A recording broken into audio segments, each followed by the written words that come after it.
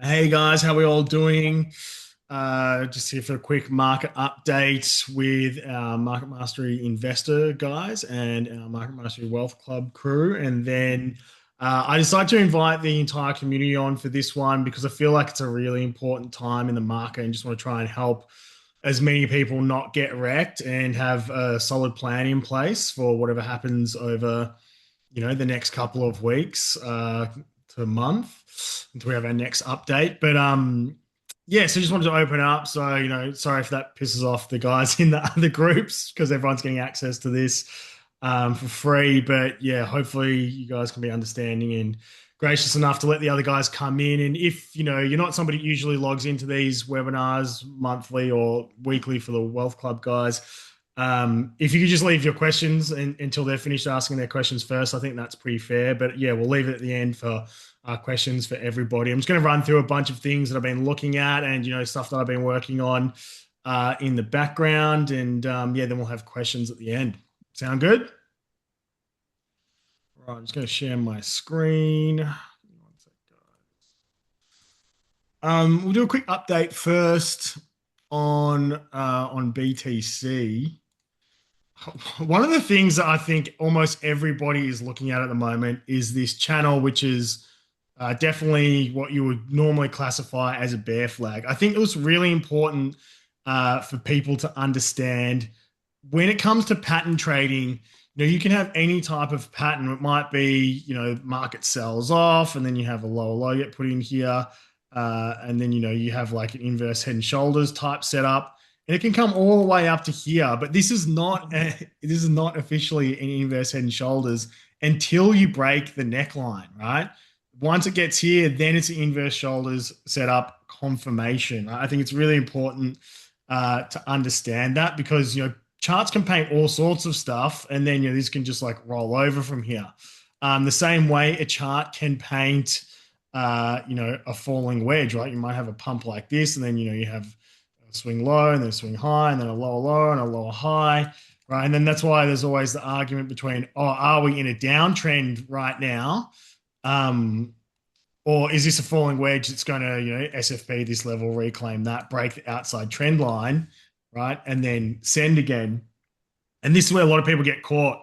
This doesn't end up coming, it's only actually a falling wedge after it breaks this outside downtrend line, right? And that's why a lot of times you get a falling wedge like this and it just goes and just eats shit, which is actually what happened to Bitcoin.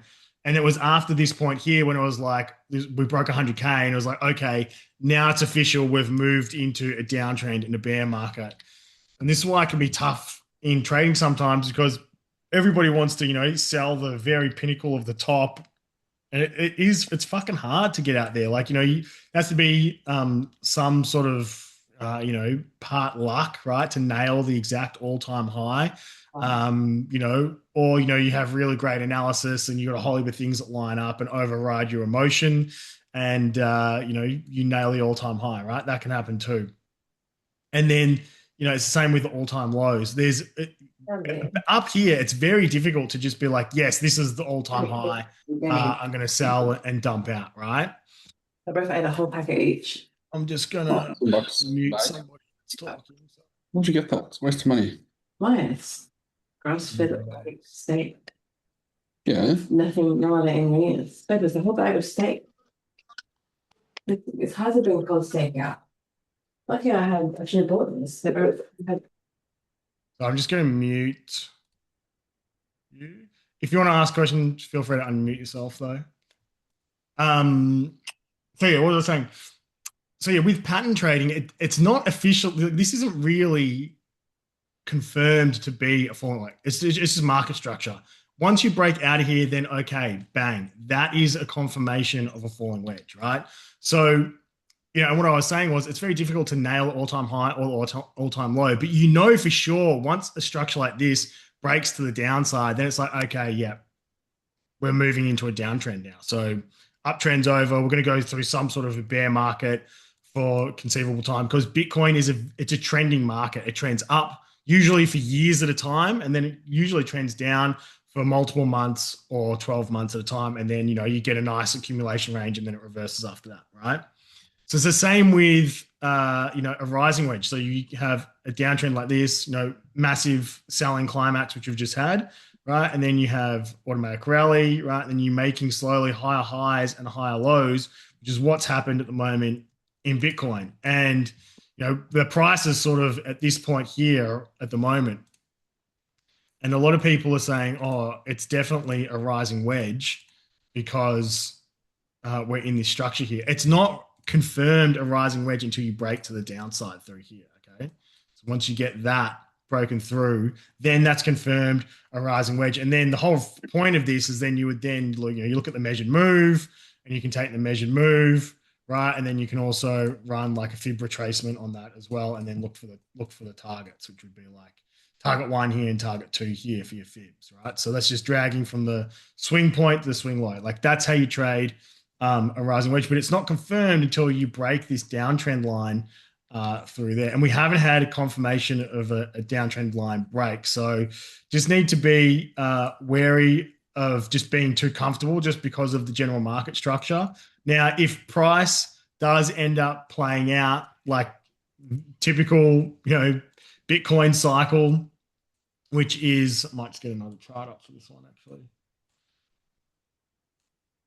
With typical Bitcoin cycle, which is, you rally for 3 years and then you pull back for full 12 months, right? Rally for 3 years and then pull back for 12 months. And, on your way down, you have multiple bear flags and then roll over. And you usually see somewhere between a, 75 to 85% move to the downside, right? Then we're looking for, if we get full 75, we're looking for like 30K and bottoming in October, right? So it'd be about here that we would end up finding a bottom, right? So then you could say this area around here would be your target window for when you would expect Bitcoin to bottom around between, you'd probably say, let me measure that from all time.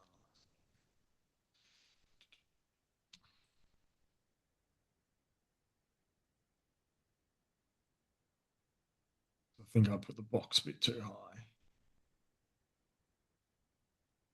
Right, 75 down to, let's just say 80, right? So we'd be pretty much within this range here, right? Which is our reaccumulation range after breaking out of the downtrend. So you'd be somewhere around here that you would be looking for BTC to bottom. Now, I don't know. I feel like that's probably a little bit too deep for this cycle, but if the crypto cycle is going to play out exactly as it has over its last 4 cycles, right? This is where you would typically be looking for an accumulation range to form to load up. Now, I personally don't believe that the 4-year cycle is going to continue to play out. One of the guys in our fund, Alex, he believes that the 4-year cycle is just going to continue to play out because all the big players, like CZ, etc., all OGs, that's what they want. And they end up selling massively up here, right in the timing band for all-time highs to get put in. I kind of believe that Bitcoin has lined up now since institutional adoption. I believe Bitcoin is lined up now with tech stocks. It's getting traded very closely in alignment with them, which we can see here when I'm overlaying IGV, which is, I'm pretty sure this is an IBIT one. Yeah, iShares. So IGV is BlackRock's expanded tech software sector ETF. And you can see that Bitcoin is getting traded very, very similar to basically the top tech stocks, right? And I found it really interesting that IGV was having lower lows getting put in here, which is the exact type of bottom that everybody's looking for on BTC to be able to buy in the low and get a reversal. And to be honest, for me anyway, I find getting in after sweeps of the lows like this much easier, much more comfortable to be able to go into a big position. The reason why you get explosive moves to the downside, let's just look at Bitcoin for a second. When you get explosive moves to the downside with structure like this and why it creates that bear flag shape is because people might get in here and then, they sell off somewhere through here expecting a rollover and they get back in lower, right? And then it doesn't go lower, it fakes them out. And then, they're trying to get back in lower again because don't forget the war started like right here as well. And we basically spiked the low and rebounded, and it's been up like 18% since the start of the war. And lots of people would have got caught offside. And then what happens is they end up buying back in a little bit higher. So like mid through the range or somewhere around here, or they buy a breakout and get trapped above the previous high, which would be, we're going to look at this in a second, a potential short setup that we could be taking. And I just want to make sure that people don't get trapped in a fake out above this high here as well. So we'll cover that off in a second. But the reason is why you get an explosive move to the downside is because all along here, you get people's stops get built up. Like people buying through here, right? Their stops go underneath here. Their stops go underneath here. Their stops go underneath here. So when we come back down and if we do break this trend line through here, you break this level here, you break this level, you break this level here as well, right? Pretty much the same level, but hopefully you guys get what I'm saying. People that entered through here, they're probably putting their stop underneath there and they're probably sweating balls about to get stopped out, and then it rallied, so they just left it there. Right, so what we call this is liquidity, right? And the liquidity targets create the big moves, right? Because when you come down, when price comes down and it liquidates all these people, because people put their liquidations there as well or stops, they become forced sellers because they're bought in through this range, hoping it's going to come back up. Maybe they'll take profit at 80K, or maybe they think this is going to go to all-time highs and they're buying for the next full cycle, right? And so when these people get turned into forced selling, that's where you can get those big aggressive moves to the downside, which is exactly the same thing that happened here, right? So we had liquidity building up, right? We had liquidity building up along here, all through this range. And there was a big trap, right? These guys got trapped really nicely above here. We broke the downside and then rolled over. That is what I was actually expecting to happen here. So I kind of got fucked, to be honest, on this last swing high. I wasn't expecting it to come in because I was expecting this to roll over very similar to what this did after this trap got put in above that high. And I was expecting us to leg down, especially with everything was getting so crazy with the war at this point as well. I sort of missed a very obvious signal, a bullish setup that we always take. Educational, but it's nothing to do with you, my love. You need to get ready for bed, please. I am ready for. And so I missed that long trade setup, but I kind of forgiven myself for missing that because I usually would always try and catch every bullish setup because of just the state of the world was in that time with the war. Like the global macro environment was just at such an extreme. It's like, how do you have confidence to go in, with like multi-million-dollar positions or even any like large, whatever your positioning size is, that's large for you, right? I think it's quite difficult to make that decision when, you got everything that was going on with Trump and Iran posting about ending civilization, all that sort of stuff, a very tough standoff. So, sometimes what's going on in global macro environment can sort of spook you out of taking positions, even though you want to be like a pure technical trader and override what's happening on the chart. You've got to excuse yourself, I think, in moments when there's extreme situations going on in a war. But hopefully that makes sense. So if we break to the downside here, then that's going to get triggered by these guys getting liquidated and stopped out. And then that's when we would be looking for this leg down to like 50K. And I think pretty much, I wouldn't say everybody, but there's a lot of people looking for that move because that would give us a much more typical longer Bitcoin market structure. And then you go into some sort of an accumulation range with a final sell-off happening towards, the end of the US summer, which would be around like June, July, right? So I'll try and draw this out for you guys as best as possible. So let's just say this ends up playing out bearish. It'll probably end up looking something like this. Fake up to the outside here. Everybody gets trapped above the range high. And this might go up higher as well. I'm going to jump on the actual chart in a second and show you different levels we need to be looking at, right? And then, a whole heap of bad news kicks in. These guys end up getting liquidated and stopped out, right? Then we would be looking for this level down here. I'm just gonna mute everyone. So if you want to ask a question, just feel free to unmute yourself at any point to ask questions, guys. I'm just going to mute everyone so we don't get interrupted. So yeah, I'll be looking for probably this level here to get swept, and then in an extreme scenario, I think we could probably come down to this area here, which is actually when the ETFs started, right? So does that make sense to everybody? Bitcoin ETFs launched here. We had a really big push up into it, sold off, and then sent from there. So could get a full round trip of that. I think that would be a really nice area to be able to load up into, but we're going to have some sort of crisis, something big, somebody blowing up or something like that to get us down that deep, especially with how much Bitcoin Sailor is buying at the moment. And there's just more and more institutional adoption all the time. Like, BlackRock have just released an income product, which is basically using options to create income off the Bitcoin that they're holding. And so that's going to attract another type of investor into the Bitcoin spot holding market, because what they do, people buy the ETF, they're going to use that capital to go and buy Bitcoin, and then they hold spot Bitcoin, and then they sell call options, and then generate an income off selling of the call option.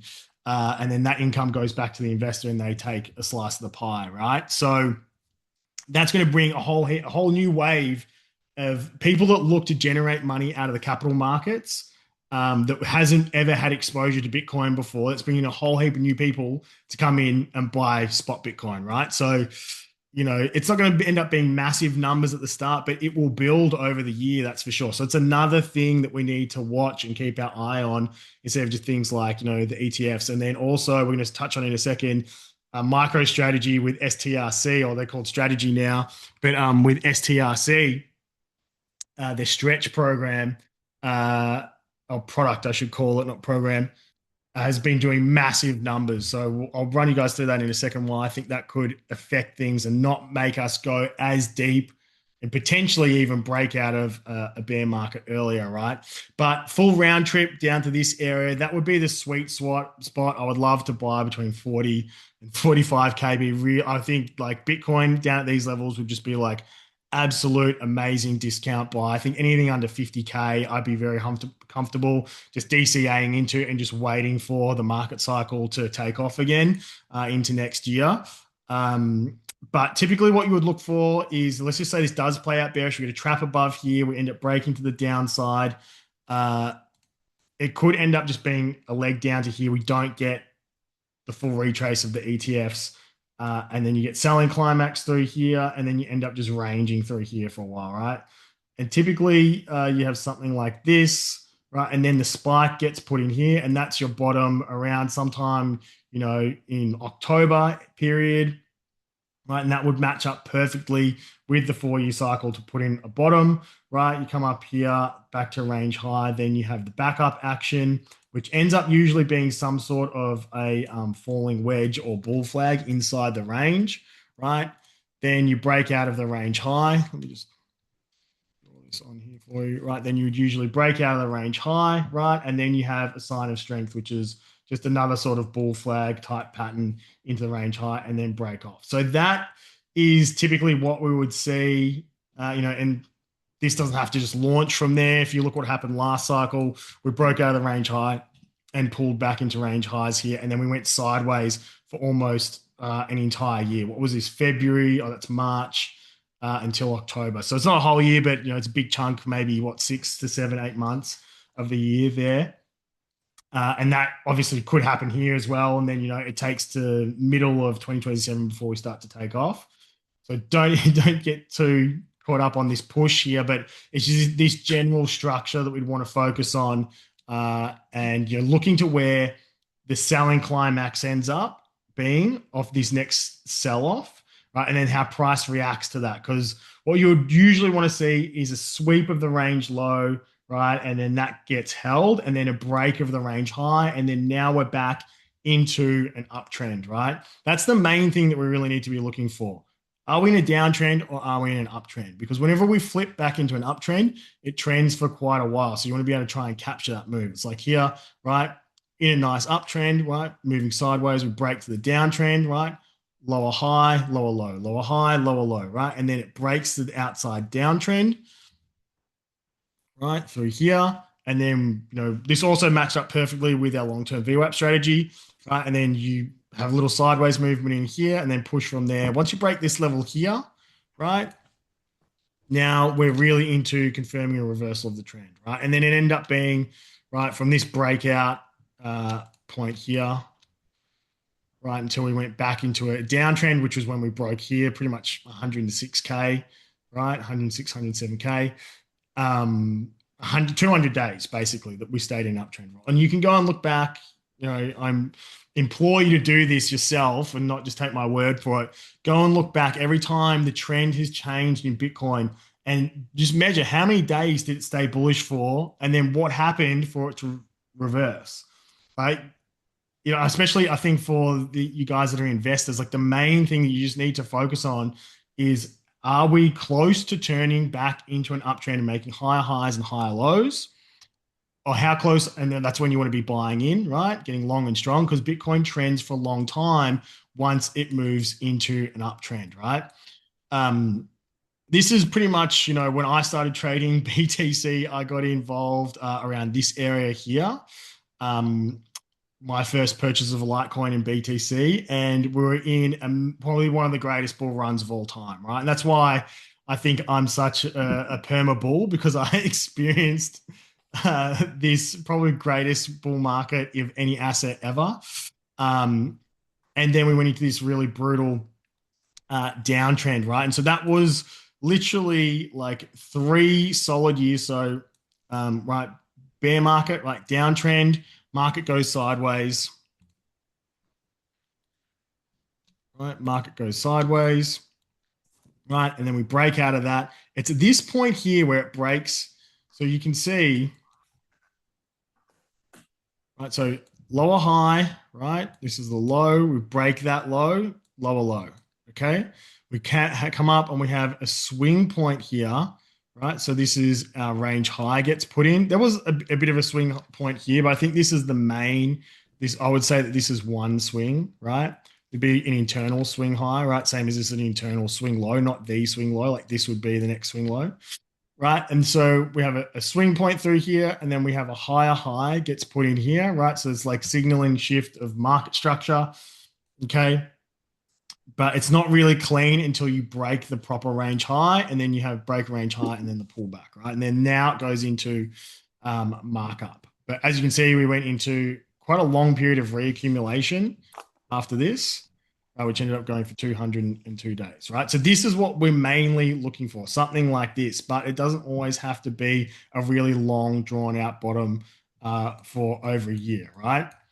This one lasted a lot shorter amount of time. And I want everybody to sort of just like look at this structure, because it's a little bit more similar to what we're currently in today. And a lot of people did get wrecked here, waiting for lower lows to come in, expecting the Bitcoin bottom, having to have a lower low or sweep of the range lows, because that is a much nicer low. Like let's just say this breaks out through here and then you reclaim the range low. That's a lot easier to get into. You can have a very risk-defined stop versus getting forced to get in here or buying the range high breakout. But it's really fucking sad. But one of our friends who was a big trader in the Australian community actually completely fucked his positioning up through here. And after this move here, he was too bearish. He was waiting for a sweep of the low here. And I don't know, he ended up committing suicide because he ended up missing this move, and he was so upset in himself and depressed.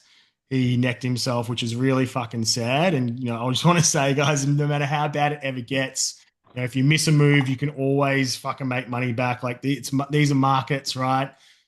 I fucking lost ridiculous amounts of money when FTX went under, not from bad trading, just from, not taking my money off the exchange when everything was going to shit because I was traveling. You can always make your capital back. But just to like highlight this positioning, everybody was expecting a lower low to come in through here, and sweep. Not, I shouldn't say a low low, a sweep of the low. You can have a reversal of market structure without that spring action and like pure wick off accumulation range getting put in. If you actually study like the different types of wick off, you don't always get a spring. And like some of the schematics, this one, which is the rising bottoms schematic. So definitely go and have a look and read up on that for sure, because you don't always have to have a sweep of the low, right? So I think that's just something to understand.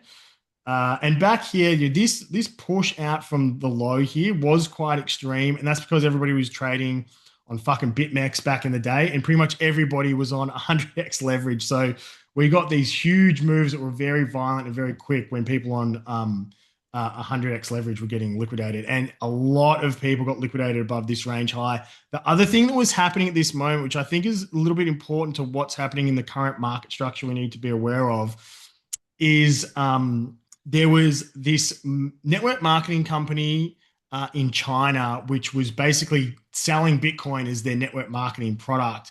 And they amassed like unbelievable amounts of Bitcoin. And it's why China holds shitloads of Bitcoin right now, because they ended up arresting the founders of this network marketing company. I think it was called OneCoin or something like that.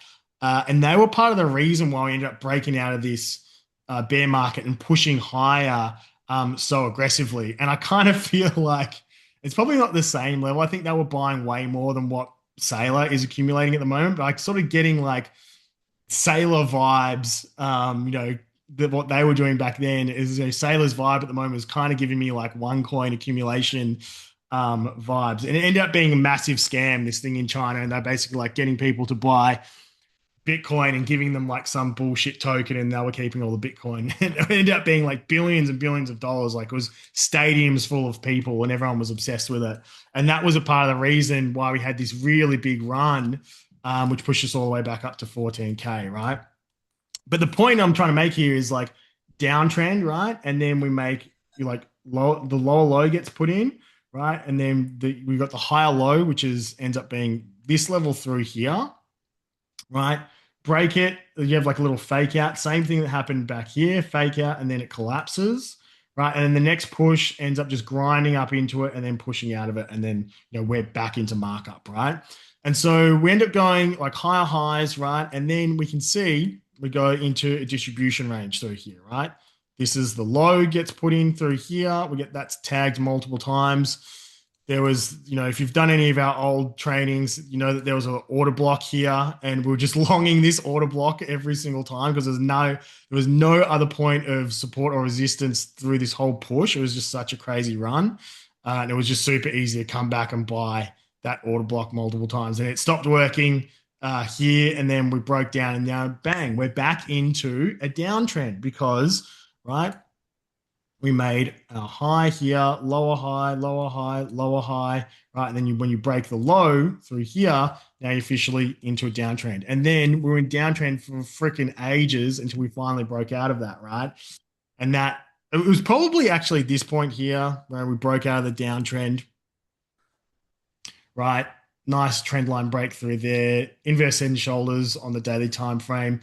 I think that this probably was just going to trend up to at least tag the highs here, and then who knows what would have happened. But then we had COVID and everything shut the bed. And then the COVID dump came in, and then, they pumped massive amounts of liquidity into the markets. But we didn't sweep the low on the COVID low either, right? And we just ground up. And this actually caught a lot of people out. It was trading back there. Everyone was expecting it to come back down, sweep the low, and it just didn't happen, right? But we went into an uptrend. It was as soon as we went back into an uptrend, I was telling everybody, I'm like, guys, the US government is going to pump $2 trillion. They just printed $2 trillion and gave it to BlackRock and said, don't let the fucking stock market go down. Everything is going to launch. And they ended up printing 40% of money supply, over the next year and a half. Right. But the point that we need to focus on is, right, the trend line through here ended up breaking, right? And we went back into an uptrend. And then you can see how long the market went into an uptrend for. We had one little hiccup here, which was actually, this is when Michael Saylor started buying through here. This is his first purchase with MicroStrategy. Then we had a 14% dump off, and everybody said he was the stupidest person on the planet. And then this happened, right? And so obviously it trended for a long time. Then we went into sideways movement, right? Higher high through here. This is our lower high gets put in, right? And then we break the low here, right? So what you'd be looking for, just to be super clear, let's just say we wanted to get involved in the market. Market goes sideways through here. Once we break this level through here, and definitely once you break this level, right? And you get something like a macro inverse head and shoulders, right? This was going sideways for how long? 45 days, right? So not even really that long. Felt like a fucking lifetime when I was trading on the 5-minute time frame, though. Back then, I can tell you that much. And we ended up breaking out and making a higher high. So that is like when, I actually went back in like really heavy because it was like obvious this was going to reverse. Went back in quite heavy after, sells after breaking into a downtrend here. And then, you're trying to ride this up and then got out as COVID went to shit and we broke back into a downtrend, right? I think after we broke out of this rising wedge through here, that was kind of when, my big shorts went on. This was probably the best trade I ever had, and massively increased my Bitcoin balance through here. But then bought back in once we returned to an uptrend, I was fully back in the market, right? So that's the main thing you want to be focusing on, right? It's the easiest way to make money trading crypto is just focus on Bitcoin. Is it in an uptrend or a downtrend? That's all you have to think about, right? You'll outperform most traders, okay? So especially if you're like a high time frame guy, all you need to do is watch this on the daily time frame, weekly time frame. If it makes it easy, just get the line chart up versus looking at the candles because you can get confused with the wicks and stuff. The line chart actually takes the price from the candle close, so it can make your life a fair bit easier, right? So when you're breaking outside downtrend like this, and it's obvious that you're back into higher highs and higher lows, that's when you want to be allocated. And then you're just waiting until you get a break to a downtrend. Now, definitely could have looked to get out here because, there was a bit of distribution pattern going on here for sure, right? But then shortly after that, you're back in. And that was probably one of the only times I've really seen Bitcoin have a bit of a distribution, and then it just holds a higher high anyway. But I would say that this was macro higher highs. If this broke, then we've got a different story, right? So this is the main thing you're looking at here. This held up through here, so you're still in a macro higher high trend, even though this had a bit of a sell-off, and this structure here was definitely like more of a localized distribution range. Right. And then, look how long it trended for, right? Break the downtrend. Okay. Back into uptrend. You've got a few months, and then all-time high. And then we're downtrend through here for ages. So I don't know if you guys need me to beat on forever to keep going over it, but you'd be looking for this swing point here to get broken, right? Once that breaks, then we're looking for price to continue trending up, right? This swing point here gets broken, right? That's telling us this distribution. There was a million other things back up here, that all-time high, but you guys have probably seen me talk about that heaps of times. We don't need to get into that. And then this is obviously like the trap that got put in last cycle, right? Break of the higher high ends up being a trap. And this is why it cooks so many people, because they think that we're having a reversal to go back into a higher high, back into an uptrend with higher highs and higher lows. And then it traps, and then it breaks the downside, and then we return back into a downtrend. Now, this is what we need to be careful of getting caught in at the moment, right? Because we have very similar structure right now to this, okay? So yeah, same thing. I don't think I need to keep on going on harping on about that, but it is probably the number one thing that people disregard. But it's the main thing that you need to be focusing on. And so for us at York Street with our algorithms, it's the main thing we look at when we're going to be deciding if we're going to be focusing on shorting or longing the market with our directional algorithms, right? Are we in an uptrend or are we in a downtrend? Okay, so if this ends up happening, again, we get another version of this or this here. This is probably how it will end up playing out, right? with pretty similar timelines with, all-time or cycle low getting put in sometime around October. But I must bring to your attention, guys, last cycle back here, we had some of the biggest companies in the crypto space going under, like 3 Arrows Capital were like, the biggest and best traders, like, what was his name? Shuju and, Kyle, I've forgotten his last name, who were the founders of 3 Arrow Capital and the head traders, were two of the biggest personalities on crypto Twitter. Everybody thought that these were like the best traders on the fucking planet. They had unbelievable P&Ls. They're absolutely crushing it. Then all of a sudden, bang, their hedge fund has gone under and they owe everybody fucking millions and billions of dollars. And they were trying to raise capital while they were going under to cover their positions because, they were basically hedge trading and they got caught offside in too many positions, expecting the market to continue to go higher, even though the Federal Reserve had completely flipped its stance, which I thought was, a strange one for them to get caught out on that. But yeah, I think they were just too caught up in the maths and their own trading style, not paying enough attention to the macroeconomic landscape. And then we had Celsius go under, right? And then we had Luna go under as well. I think Luna was this crash. And then this crash here was Celsius and 3 Arrows Capital. And then this final crash down here was FTX. The stock market actually reversed on this low through here. So the stock market continued to trend higher here, and then it put in a higher low through here on a break of the outside trend line and then reversed.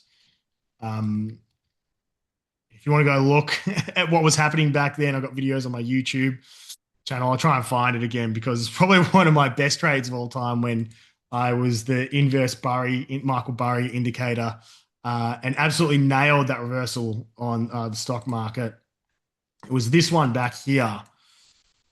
This was the move back here. And basically everyone thought that the world was ending and ended up being the point of a inverse head and shoulders. And it was the outside trend line getting retested of a full year-long bear market and broadening wedge, right? And it was pretty much right here that ended up happening. And, Michael Burry was talking about how it's going to be the end of the world. And, ended up taking off and the market ended up taking off from there. And, that was when he was posting sell and everyone makes fun of him all the time. That was there.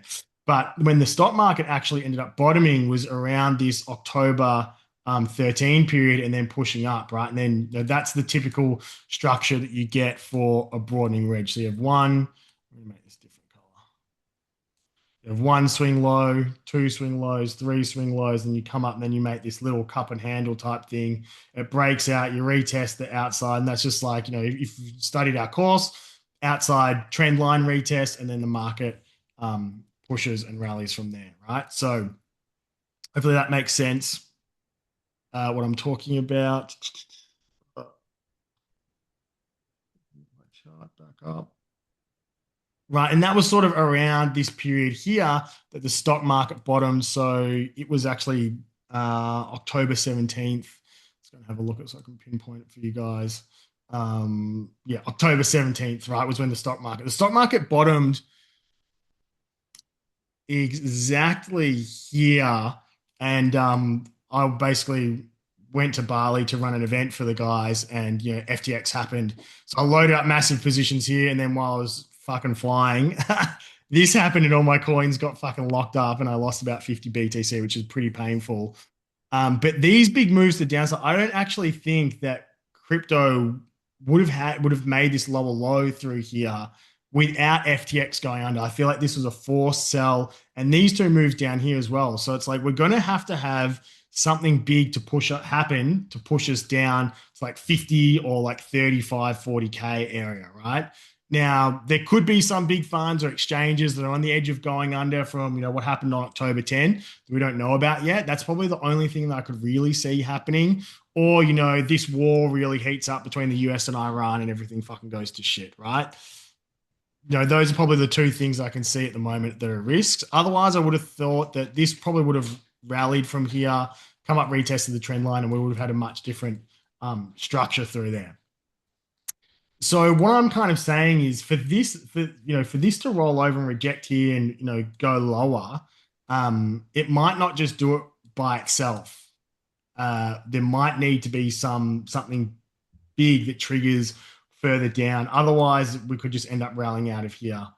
I What about think the Clarity Act? Are you taking that into account, well, Kyle, or that's not? that's the other thing as well, right? So the Clarity Act is like constantly building momentum. If that doesn't get passed, that could definitely send us lower for sure.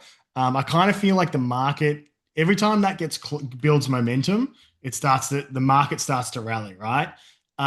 Every time that momentum goes away because Coinbase shoots it down or somebody shoots it down, or the banks, say we're not going through this deal, the market has sold off. That was the kind of what happened back here as well. We had Saylor buying about $1.5 billion of Bitcoin, pushing us up, and we had Clarity Act looking like it was going to pass, and then Coinbase shot it in the foot, right? Because they didn't have the right things that they wanted to see. And then, we kind of have a similar thing going on at the moment. Like Clarity Act doesn't really have that much momentum at the moment in the media or anything like that, but I think actually it is moving a little bit in the background because everybody's so focused on the war right now. I think this rally is more Saylor pushing it up. We're going to get into that in a second, and the stock market absolutely launching because it looks like the war is likely finished, right? So yeah, really good point. Thanks for bringing that up. So yeah, if that, let's just say the Clarity Act gets absolutely nuked again, then we could end up rolling over, market loses momentum, that sort of thing, right? And so that makes our job actually as trying to position very difficult. But the thing that we can always rely on is, are we in an uptrend or are we in a downtrend, right? And obviously this structure here at the moment is what you would typically call a bearish structure because it is in the shape of a bearish continuation pattern. But that only is confirmed once we break this level here, right? We go back to red, right? Once we break this level here, that is when that gets confirmed for, a markdown. And then we can have a normal accumulation structure and everything's real and they make our life a lot easier, right? But we're not always guaranteed to get that. So I think we need to have a plan in place for if that doesn't come to fruition, because one thing that not many people are talking about is in a month's time we're going to have a changing of guard at the Federal Reserve, and we're going to get in a much more dovish, which means much more bullish for markets, Fed chair, and he's likely going to want to go hard on bringing rates down, especially if there's no war in Iran. So let's say in a month from now, war in Iran is over. You got French and UK and everybody else, NATO ships in there, keeping the Strait open. There's a deal with Iran, and we've got Kevin Walsh controlling the Federal Reserve. I think he's going to bring down rates pretty quickly. And that's something else that we need to be aware of because I think that will have a bullish force for the market across the board. There is obviously a lot of talk about, inflation because of the war and spike in oil and stuff like that. But if oil continues to drop, I think that the market will look past that, because remember, markets are always pricing in what's the market going to be like in 6 months from now. That's the price of the market today. What is going to be happening in 6 months from now? What is going to be happening in 9 months from now? So we have to think about that, because I think too many people are getting caught up being like, oh, but oil spiked for a month, and so that means that inflation is going to go through the roof and it's going to be COVID all over again. I don't believe it's going to be anything like COVID, because during COVID we had just had the biggest stimulus ever in history. 40% of the monetary base of every single country all around the world printed in a year and a half to 2 years, right? So we're coming off that, plus China had been shut down, which is the world's manufacturing base. And then we had the war in Ukraine, which took away heaps, like so many different industries for commodities. So then you had a commodity squeeze on top of demand increase, right? So it was a bit of a combination. We don't really have that at the moment. There's no real influx we've actually been through the opposite in terms of monetary flows. I'll bring that up right now because I do have a chart of this. Right, we've just been through the longest ever drawdown in Federal Reserve balance sheet, right, which is this green line through here, right? And that's why we had not a great bull run last cycle, okay? And then that matches up perfectly with things like what we're seeing on the Russell at the moment, which is another thing that's making me think, hey, lower cap things like altcoins and Ethereum, which has been trading very, very closely with the Russell 2000 since for 6 years now. It's been almost lockstep with it, right? And then we've had a massive divergence after October 10. Okay. And the Russell 2000 has just flipped its all-time high and gone on a run. Typically, whenever we see that happen, is when crypto does very well, right? Every time the Russell 2000 pops off after breaking its all-time high. Let me get Bitcoin up.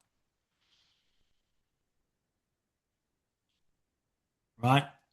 Have a look at this. Russell 2000 breaks new all-time high. Bitcoin pops off. This happens because Russell 2000 breaking all-time high is usually a really good signal that the capital in financial markets is starting to go down the risk curve, right? Which obviously, if you've got people taking more risk, they're going to go, you got more people on average moving into things like Bitcoin, right? So Bitcoin matches up very well with this, right? And then in the future, obviously, now Ethereum starts catching up with it as well, right? So then here, Russell 2000 breaks to new all-time high. Bitcoin and Ethereum follow a few months after, right? How long? Let me just measure this.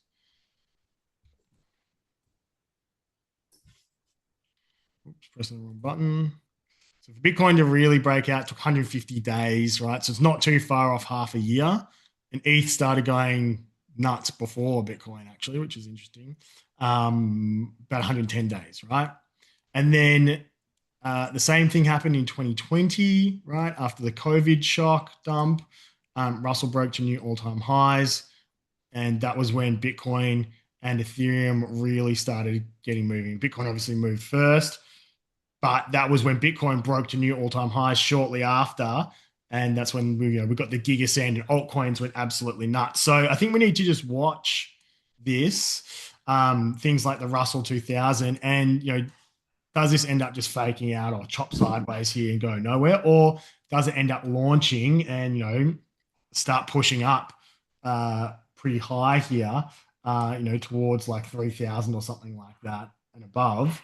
Because I think that would be a trigger for sure for Bitcoin and Ethereum to play out in more like of a bump and run, which would be, break of the outside trend line through here and then push from there, which is quite a bullish structure that I don't think should be ignored. And we're kind of pushing in to the key resistances for something like that to play out, but I don't want to be like sitting here and like getting everyone like super hyped up and like, really bullish, like while we're at resistance. All I'm saying, guys, is we need to be aware that we are at resistance, and we just need to have a plan in place if things don't play out bearishly, which I think most of us have been expecting, especially me. Like I was expecting this to, this to be a trap here, right? And it come down through here, roll over, doesn't hold up, value area low breaks. I was looking at this and it looked like, the market was getting ready to break down. I probably should have been drawing this trend line like this. And it definitely, I don't know why. Sometimes I like to look at the wicks, but usually I find looking at the closes, if you connect the closes, it ends up sticking a lot better. And obviously we can see here that looking at the closes absolutely nailed the bottom through here, and that ended up holding instead of, looking at the wicks here gave us an angle that was a little bit too high. It looked like we'd broken out. So probably just a poor read by me on that one, but you live and you learn. Just a bit of a reminder, I probably should be going back to not, excluding the wicks. And one thing you can do for that is change it to the line chart, because the line chart always makes gives you a little bit more clarity, right? And so, anyway, we didn't break down here. And instead what we got is the perfect bullish setup of our core strategy, which is an inside break move, right? So we actually had two examples of this, right? So this was first inside break pattern, right? It came up and rejected perfectly off the VWAP and nailed that short. A lot of us did. That was a really nice one. And that was because I was in this short and I was trying to hold this for continuation. It's probably why I missed the low here, not loading up. But, that's trading. You can't fucking nail everything all the time and, picture perfect everything. Sometimes, it just doesn't go your way, right? And so, right, we caught that really nice trade off the VWAP, right? Pin bar. This is also a TD9, I'm pretty sure. Let me get it up.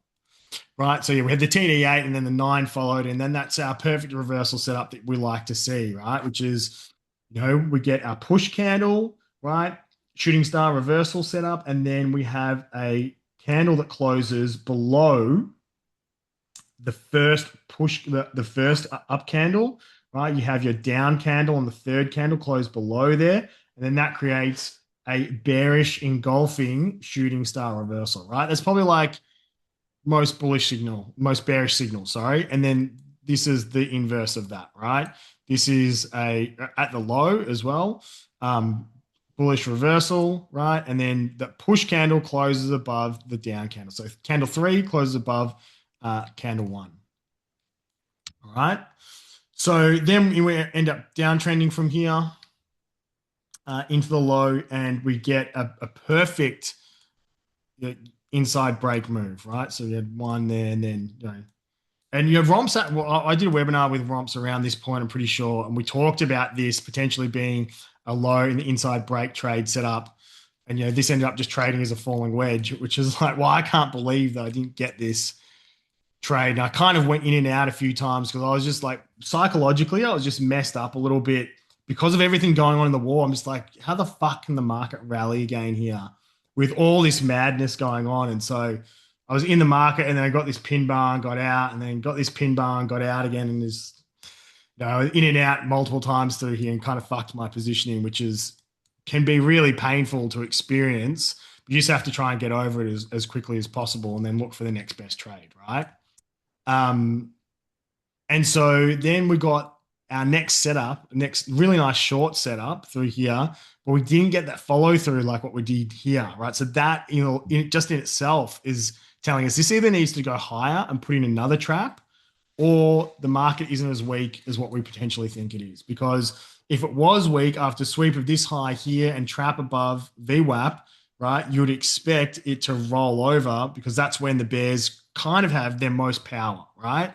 If they can't push it lower when they're at their strongest, they probably can't push it lower. The other thing is we didn't really trap much above this high here. I'll show you if my chart's going to work. It'll take a little bit to load up, so I don't know why it's gone white. Let me just reload the chart. I'll pull that up in a second. But not a lot of volume went in above this high. And, obviously you guys know how Romps trades. He's saying that, he's looking at that to get swept again because it's equal highs, right? And he likes to see equal highs get swept, and then you look to take a position. So we could end up getting a candle that looks like this, a rejection candle, sweeping this high just here, right? And then price comes back below, developing VWAP, right? And then, so this would look something like this, right? And then you get a big wick above, kind of like how this got a close above this high, right? We got a nice close above this high, and then came up and rejected it off the VWAP, right? We do something similar and end up rejecting off this order block here, right? We've got daily order block.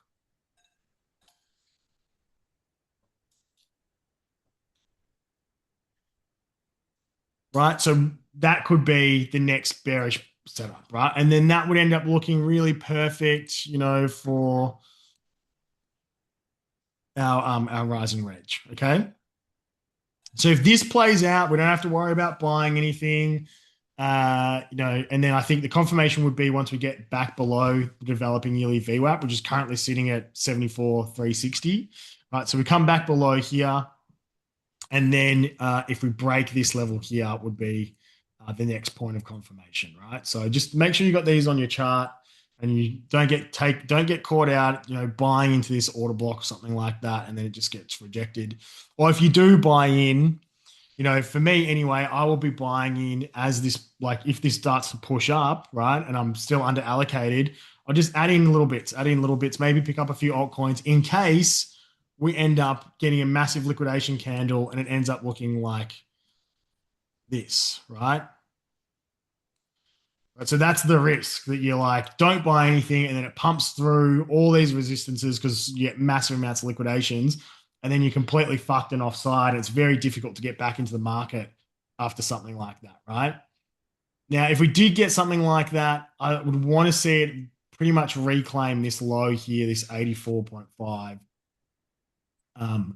Even just reclaiming this level here at 76K, which would be a reclaim of the tariff war lows, would be a really significant level and bullish level to take and hold. So that's why I'm like, wanting to run this webinar, just like get everybody Just got a involved. question here. You've got quite a good roadmap to and things to think about Hello? how you're going to plan things out. Sorry, someone asked a question.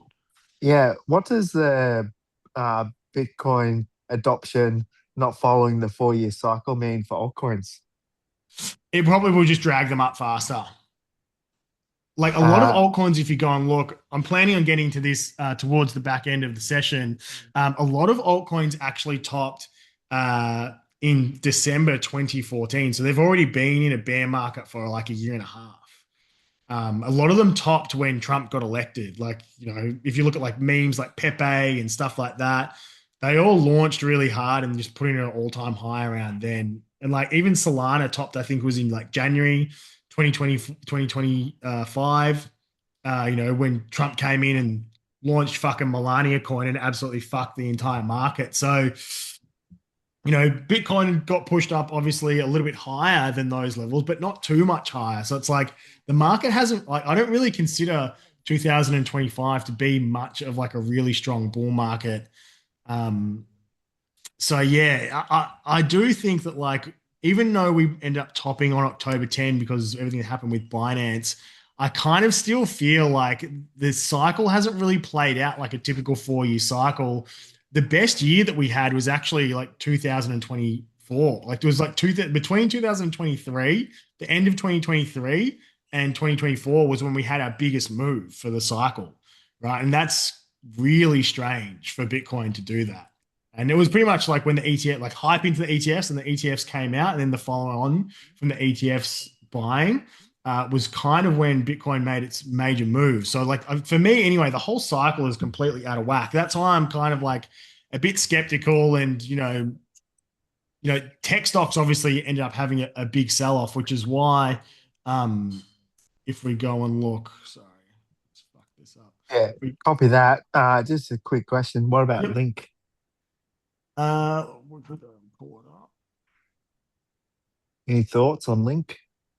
Well, I mean, it's got pretty good fundamentals. So I think if the market does reverse, it should be one of the ones that ends up performing and doing well.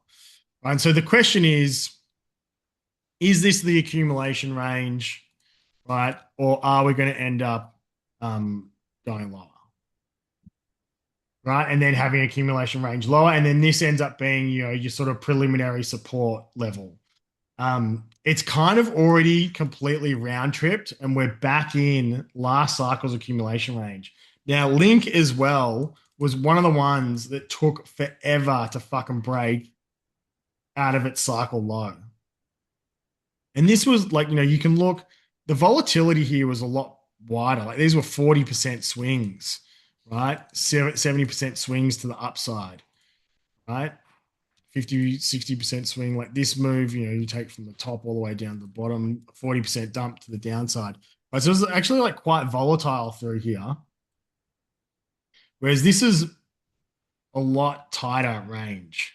I think they had a change with STL and that as a, what do you call it? Sorry, too many red ones. Yeah, I'm not sure about STL. I don't know anything about it, sorry. But one of the things you want to look at here is, right, the market got absolutely annihilated on October 10, which is this candle here, okay? And then look at what happened as soon as we swept the low of this candle. It like perfectly put in the exact bottom to the fucking dollar through here, right? And that's actually happened on a lot of different charts. I think XRP is exactly the same. And most likely what happened is this extreme sell-off pressure that we had through here was happening because exchanges had so many liquidations through here. And so what happens is, if you get liquidated on the exchange, what happens is the exchange actually takes over your position and then has to try and get out of that position, right? That's why you get charged an extra fee, because they've got to have a buffer and all this sort of stuff if you get liquidated versus if it was just a stop loss, right? So imagine all the exchanges, Binance, everything like that. It was $19.4 billion of positions that got taken over on this dump through here. So what we've seen is the market get unbelievable amount of selling pressure through here. And then as soon as it all got wrapped up, right, now the market just goes sideways because that selling pressure is now gone. So it's like, does the market still need to go another level lower and maybe come all the way back down to this value area low here at $5.78, right? And then that would put in your preliminary support. And then you have, a sideways chopping market through here for the rest of the year. And that's going to end up looking something like this, right? Come down and you go, right? And then that would be very similar to what we ended up happening back here. Okay, but all you really need to do, so let's just say Bitcoin does break out from here. You just need to watch and be like, okay, are we breaking back into an uptrend or not? Because you don't really need to get into any altcoin until it's broken an uptrend. So what you can do is just put in a single line and put an alert on it. And when price breaks that alert, then you're getting an alert, which you could put through here, right? You could just be like, okay, I want to get notified if this breaks the range high, which is this point through here, right? And the VWAP. So I want to get notified if this breaks up through here. And if it does, right, you can start to build your position because it's back into an uptrend. But then you want to continue to see it uptrend. If it comes back into the range high, then you need to get out. And that's the risk of buying a breakout of an accumulation range, right? So the problem is you can't really get in the middle here because otherwise you're diddling in the middle, which is the number one rule not to do. So you either have to wait for a range low to get swept. So you can put an alert on this point through here. And I probably would put an alert on this point through here as well. And then, you can look to either get in after a sweep of the low, or you can look to get in after a breakout of the high and a flip into support. Because, as you know, with our strategy, it happens all the time. Charts will break out, flip the developing VWAP. If you can hold there, then that's a really good trigger to get in. And if you can break the value area high, that's another good trigger to get in as well. And then you're looking for markup and it to come back up and take out these levels, right? So, you could definitely play this, look for, let's just say this ends up chopping along like this for a little bit longer, then breaks out because Bitcoin and Ethereum take off. We get a total move to the risk curve goes to the right, and people decide to take on a lot more risk. Things like altcoins like this start breaking out, right? And then they want to play catch up. So the trade that I'll be looking for will be a breakout of this range here, and then a rotation up to the previous year's value area high at 22. Right, which isn't really like, for crypto move, it's not a huge percentage increase, 124%, but the worst trade ever. Its last cycle was okay, wasn't amazing compared to its first cycle. So it's like, is this something I really want to be involved in moving forward? Could get a smaller allocation, but I wouldn't really, for me anyway, I wouldn't be like, yeah, I'm going to load up a massive position on Link and it's going to be my main project. I think for altcoins, it's best to diversify across a bunch of different ones, because sometimes these coins just disappear as well. This might have underperformed. I have to go and look on CoinGecko and stuff like that and see how much it's been liquidity, if they've been printing a heap of tokens. I'm pretty sure they have been. That's one of the biggest criticism that Link gets, is that the founder is constantly dumping tokens on the community. So that's another thing you have to take into fact as well. Like, what's the market cap look like relative to price? Because like Solana last cycle, market cap had increased dramatically. So you have to think about it like this, okay? For the increase in market cap, that's just extra tokens have been added to the supply and then sold by the team and the founder. Has that spending or additional liquidation of the market cap resulted in significant increases of the value of the project that this can still go back up to new all-time highs, or, there's going to be so much more money flood into this project because everybody needs the Chainlink token, that this thing is going to get sent, on a new price discovery pump, and it's going to end up here, right?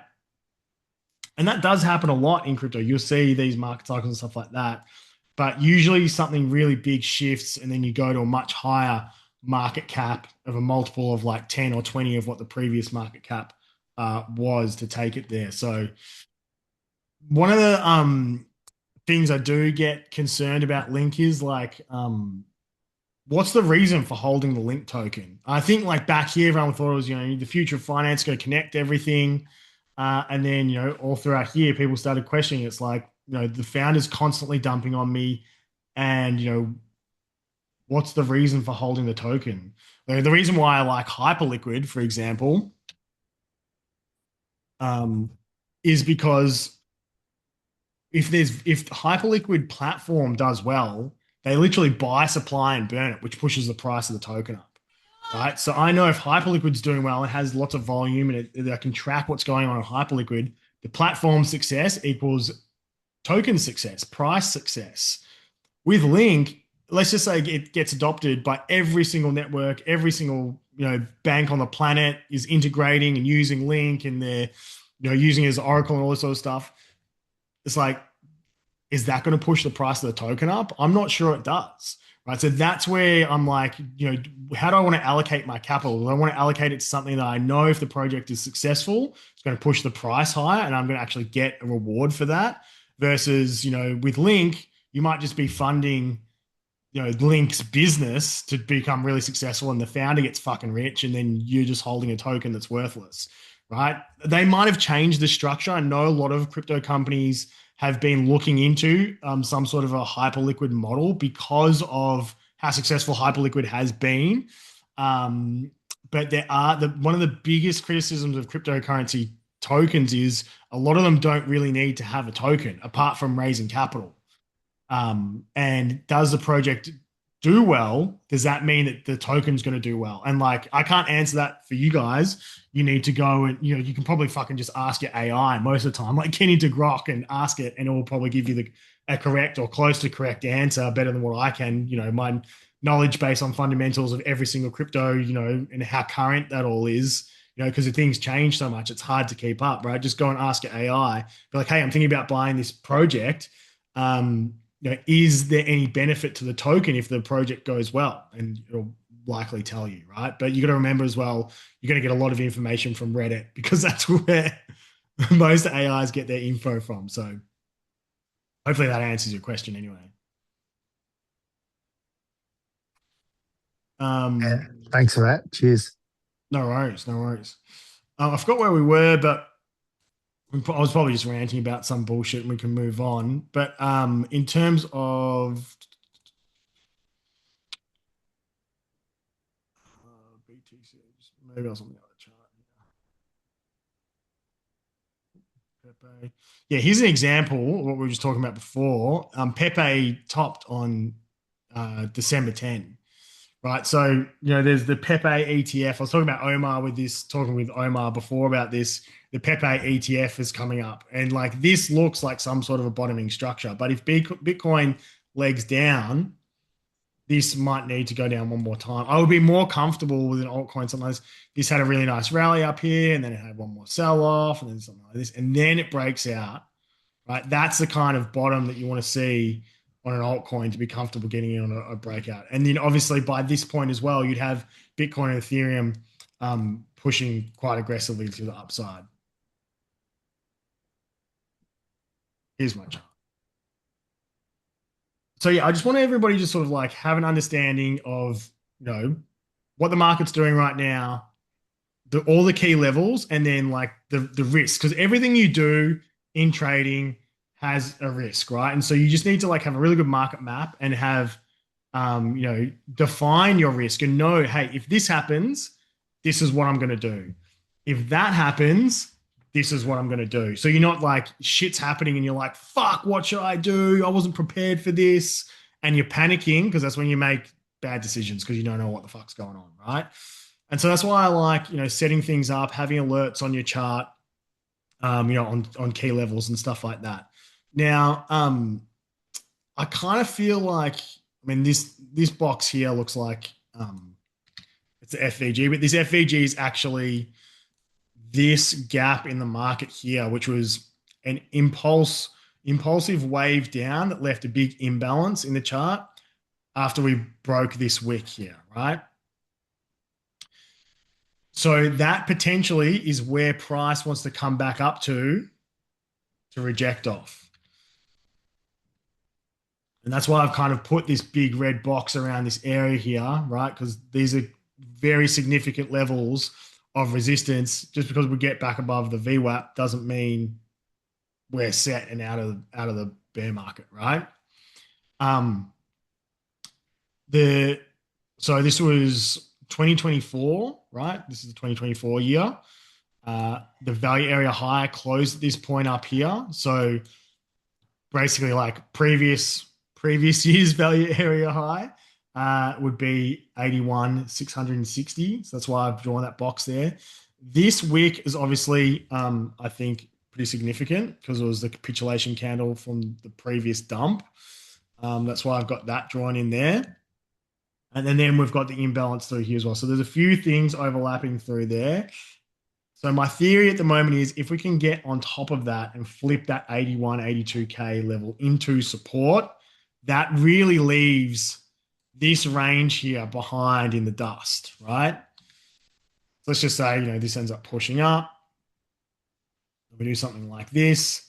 That is going to really be, right, selling climax, higher high, higher low, higher high, higher high, higher low, right? And then this would be obviously a macro higher low with a breakout from here. It's not really the time of year that you would typically see a bottom either, because, we're about to move into May and, the typical slogan is sell in May, go away. You just need to be careful. This might have a strong rally here, maybe bounce off the previous year value area low. Sometime in May, we have sell in May, go away, and then it bleeds all the way out. Maybe we end up having the accumulation range through here, and then we end up pushing in the typical time for the market to get hot, which is late September to mid-October, and then into November, December for the Santa Claus rally, right? So yeah, just need to think about all that sort of stuff with like the typical seasonality of when the market does heat up. But I don't think it can be ignored that, we potentially have flushed out all the noise and capitulation from this October 10 event. And that could be what's actually really responsible for this down move instead of it being, it's just the 4-year cycle. Because I just think that like eventually a lot of people are going to get caught out just trading, focusing on the 4-year cycle. And I think when it does happen, people are going to get majorly fucked. So, you don't want to be in a position where the market takes off without you and pumps 100% and you haven't allocated anything.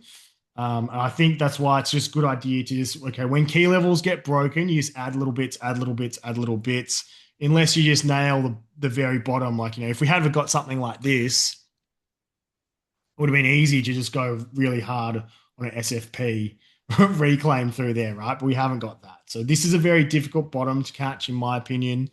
You really just had to play the long-term VWAP inside break to try to catch this one, to be honest. Or, looking at the change in market structure and catching a retrace of that, which is basically pretty much similar thing. But, I wasn't thinking that. I think a lot of people in our group also wasn't. If you've nailed this, you're fucking trading better than me at the moment and you don't need to listen to me, right? But I think a lot of people are in a position where they aren't super allocated and price is pushing up and they're starting to panic and be like, fuck, have I missed the bottom, right? The good thing is if this ends up being the bottom, it's going to probably go to like 400, 500K anyway. And we're worrying about the difference between getting it at 66 or 75, 78 or something like that isn't really going to be, it's not really going to matter that much anyway. So yeah, just try and keep that in mind, not beat yourself up too much. I remember like back here, like so many people like, shattered because they didn't nail the bottom in like 16K and they ended up getting in after we broke back above this low. And they end up getting in at like 18 and 20K. And then we ran all the way to 120. It's like, really, did like it matter that you like missed out on like a 10, 20% move through here and then collected a 600% move, or you got a 500% or 550% move instead of a 600% move, right? So just to bring things into perspective a little bit, I think matters, right? So hopefully that's made a fair bit of sense. If this does end up playing bullish, right, first thing that's going to break, or it's already broken, and we're kind of bouncing off it at the moment. We have to see how this ends up playing out. Is the VWAP has to hold as a support and resistance flip, right? We could end up just waiting for the chart to load in. One sec, guys.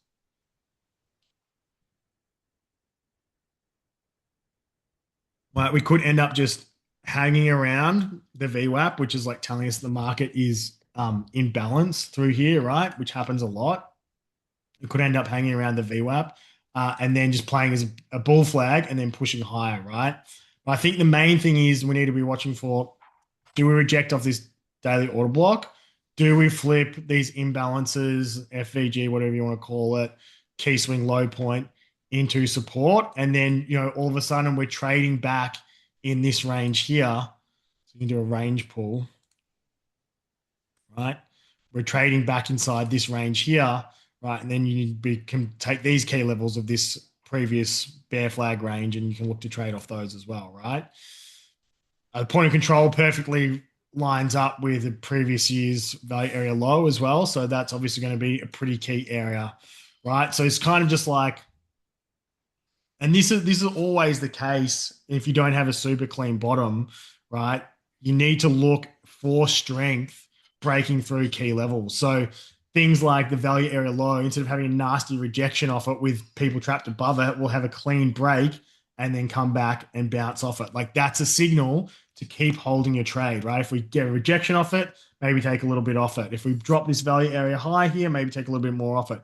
We start to lose this imbalance and this daily order block. We come back into this range, we lose the VWAP. You probably want to be taking the rest of it and be getting out of the market. And hopefully you've made a little bit of profit while that's been happening. And then you just wait for, the inevitable 50K to come in, right? That's really the only way I can sort of see this being played. It's like, we're breaking through resistance levels. We need to be adding to our positions. A lot of altcoins are still in their trading ranges anyway, so you don't really be missing much from those. But just like in terms of Bitcoin and Ethereum positioning, you haven't nailed the bottom. You just need to accept that because, look back at the 2019 bottom. So many people were waiting for that low to get in it. It just absolutely fucking launched for a couple of 100% move. So you just want to make sure you're not completely missing out on that. And the best way to do that is just enter positions slowly instead of getting too crazy with stuff, right? It makes your life a little bit easier. So, that's Solana BTC. Sorry, 1 second. So like Solana still obviously in a trading range here, right down near its lows. Like if Bitcoin breaks out and ends up flipping, let's say it reclaims 88K and goes higher, this eventually is going to come up and break this level here, right? And it will lag, right? And so, you can get into your Solana positions and Sui positions and, whatever else it is that you like. But I would just go through and have a look at all the coins that you like. Let's just say you like Ondo. It's kind of doing exactly the same thing as Link, right? We came down. This is the capitulation candle. This is the same capitulation candle from October 10 that Link had that was just absolute wipeout of the entire market. My mouse is going a bit weird. Sorry, guys. And, we've come down and we've now swept that. All the exchanges have balanced out their books on whatever this was now. And you can see as soon as that happened, like this is obvious, non-stop selling pressure, non-stop selling pressure, non-stop selling pressure. We sweep the exchanges and market makers liquidation point, right? We get a TD9, bang. And now that's pretty much the range low, right? And obviously we're back inside value area low. So it's like, okay, you could look at this and be like, okay, value area low can hold. And a lot of them are doing exactly the same thing. they're almost in a range, and the range high is lining up exactly with the developing yearly VWAP, and the range low is the value area low, right? So it's like, if you really wanted to, Bitcoin breaks out, you can take positioning, stop losses, or, you can put mental alerts. You can put alerts on to let you know to sell, or however you want to trade is up to you, right? You put your stop loss below here and then try and run this for a cycle position, or however it is you want to take it. You can just position through here, right? If this ends up getting a breakout and, you flip this developing yearly VWAP. That's what I love about our system and our long-term VWAP system. It's because it gives you a market map, and it's like, okay, when you're breaking these key levels, like if you're above developing yearly value area high, it's like you want to be involved in the market, right? Also, we've got back here the 2024 value area low, right? That can also be a level that we can look at. Oops.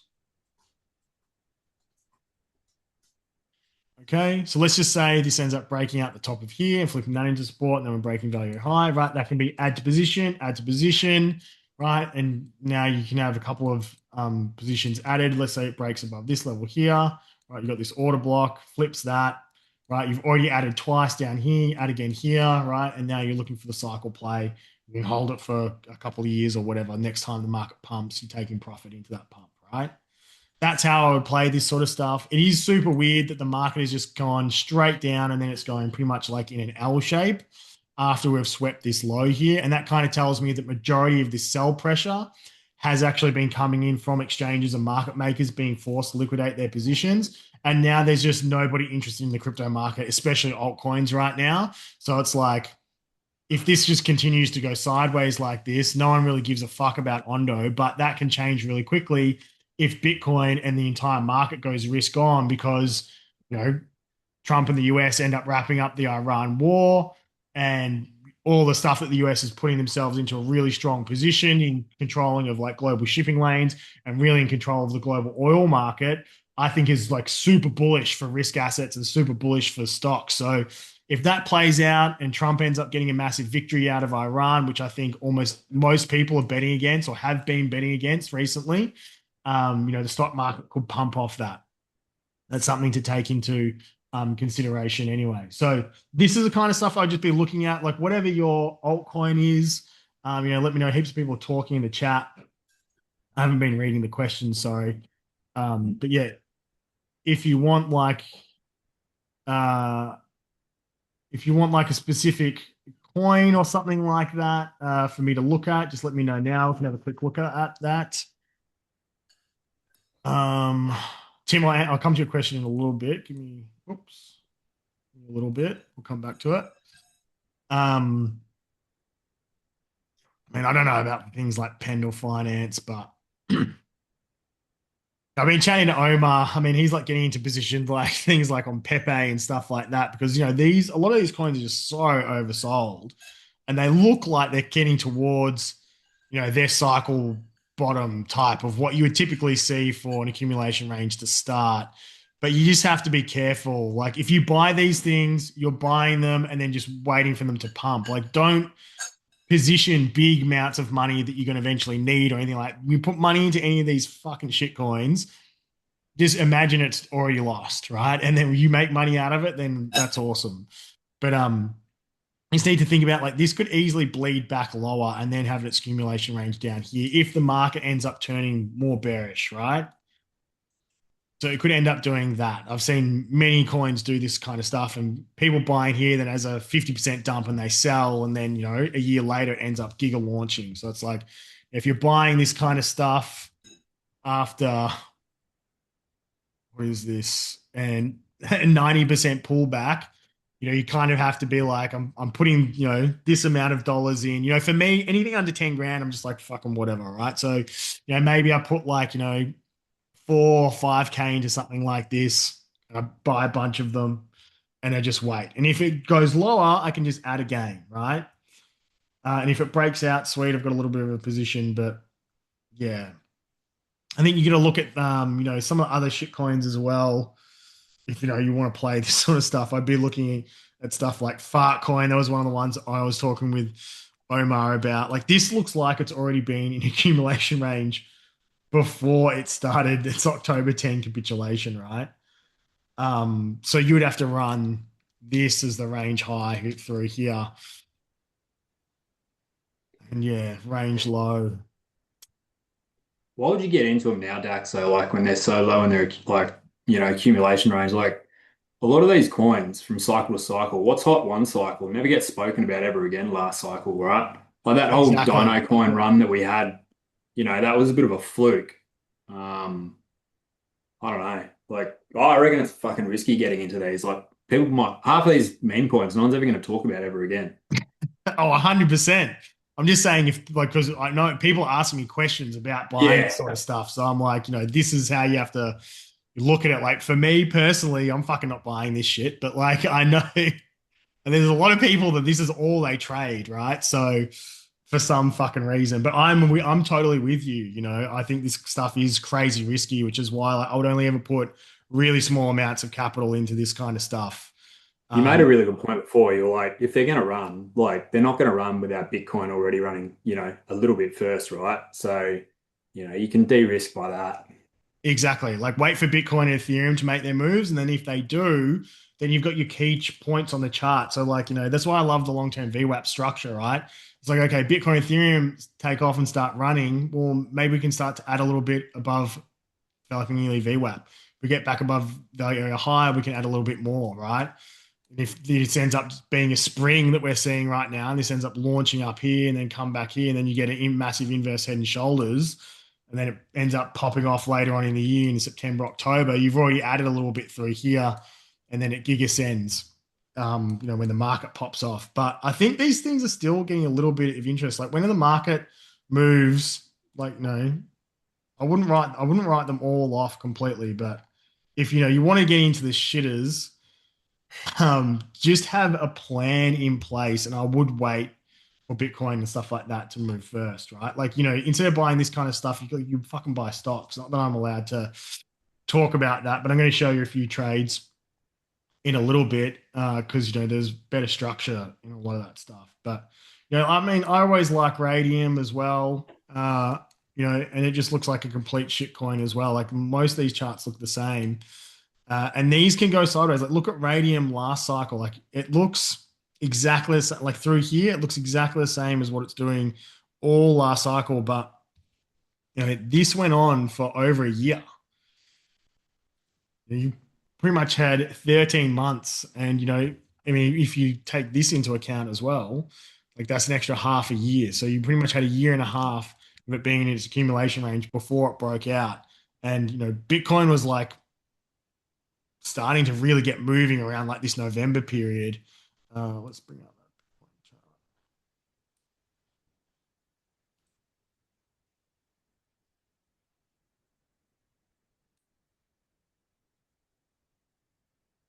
Yeah, so like this is Bitcoin's accumulation range, right? It had already broken out in March, and Radium didn't break out pretty much until Bitcoin broke out of its next level, right? So Bitcoin had broken out of 31K, moving into like real bull market type stage of the market. And then we go back and have a look at Radium. So what was it, like October? Yeah. So even like a week after. So Bitcoin broke out of its reaccumulation range, and then Radium a week later had an 90% move, right? It's probably going to adjust a little bit faster this time. But yeah, so last cycle, this was actually one of my best trades in terms of like percentage. I made a really good chunk of money off this as well. But all I waited for, I didn't buy Radium through here. Like it had this 90% move and then pulled back, and then it pushed back, like pulled back. And look, this is like perfect structure for us.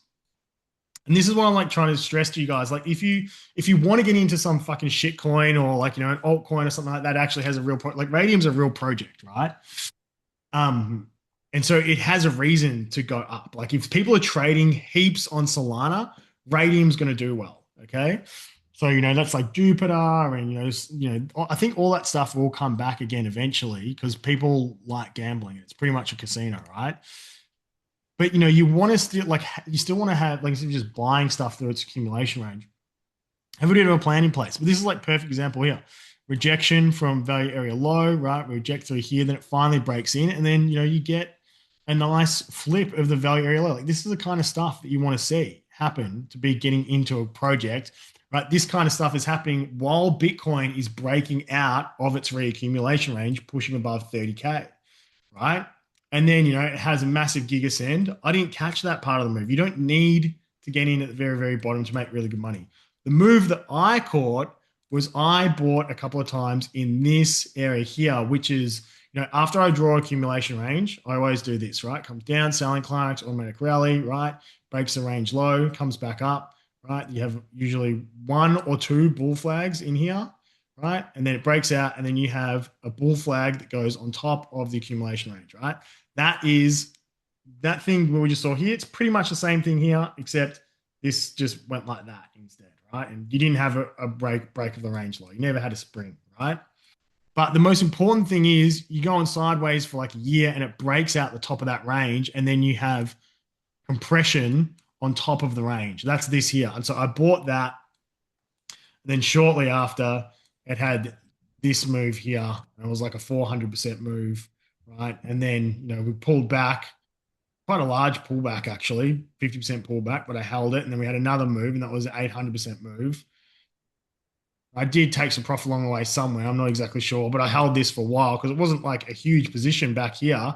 But then by the end of it, it's a fucking 2000% 100 move, right? Across the cycle, right? And all I did this same trade on stocks. Like I had like all my best trades on stocks from 2013 were pretty much all the same trade. Like my Palantir trade, which I made over 120K USD off, was pretty much the exact same trade setup as this one just here, right? And it's like, I feel like it's the easiest fucking trade to catch, right? And so that's why, like, you don't have to try and buy this stuff when it's really high risk. You can just wait for it to break out and then get in during the reaccumulation range through here, which is not really reaccumulation range, but it's the sign of strength. It is a point of reaccumulation for people that haven't got in before it takes off. So, like, what would have happened is people would have seen this take off. Solana's going fucking nuts. And then market makers put a clamp on this market, right? And they're bouncing it back and forwards in between here. Somebody accumulates a massive bag through there, or a bunch of people accumulate, probably a couple of funds, accumulate a big bag through here, right? Catching the traders each side of the market, their market makers have put the clamps on. Then they're finished. All right, we're going to flip the range high into support and then send it. That's pretty much what happens, right? And so we want to identify when that's happening and then play with the big boys.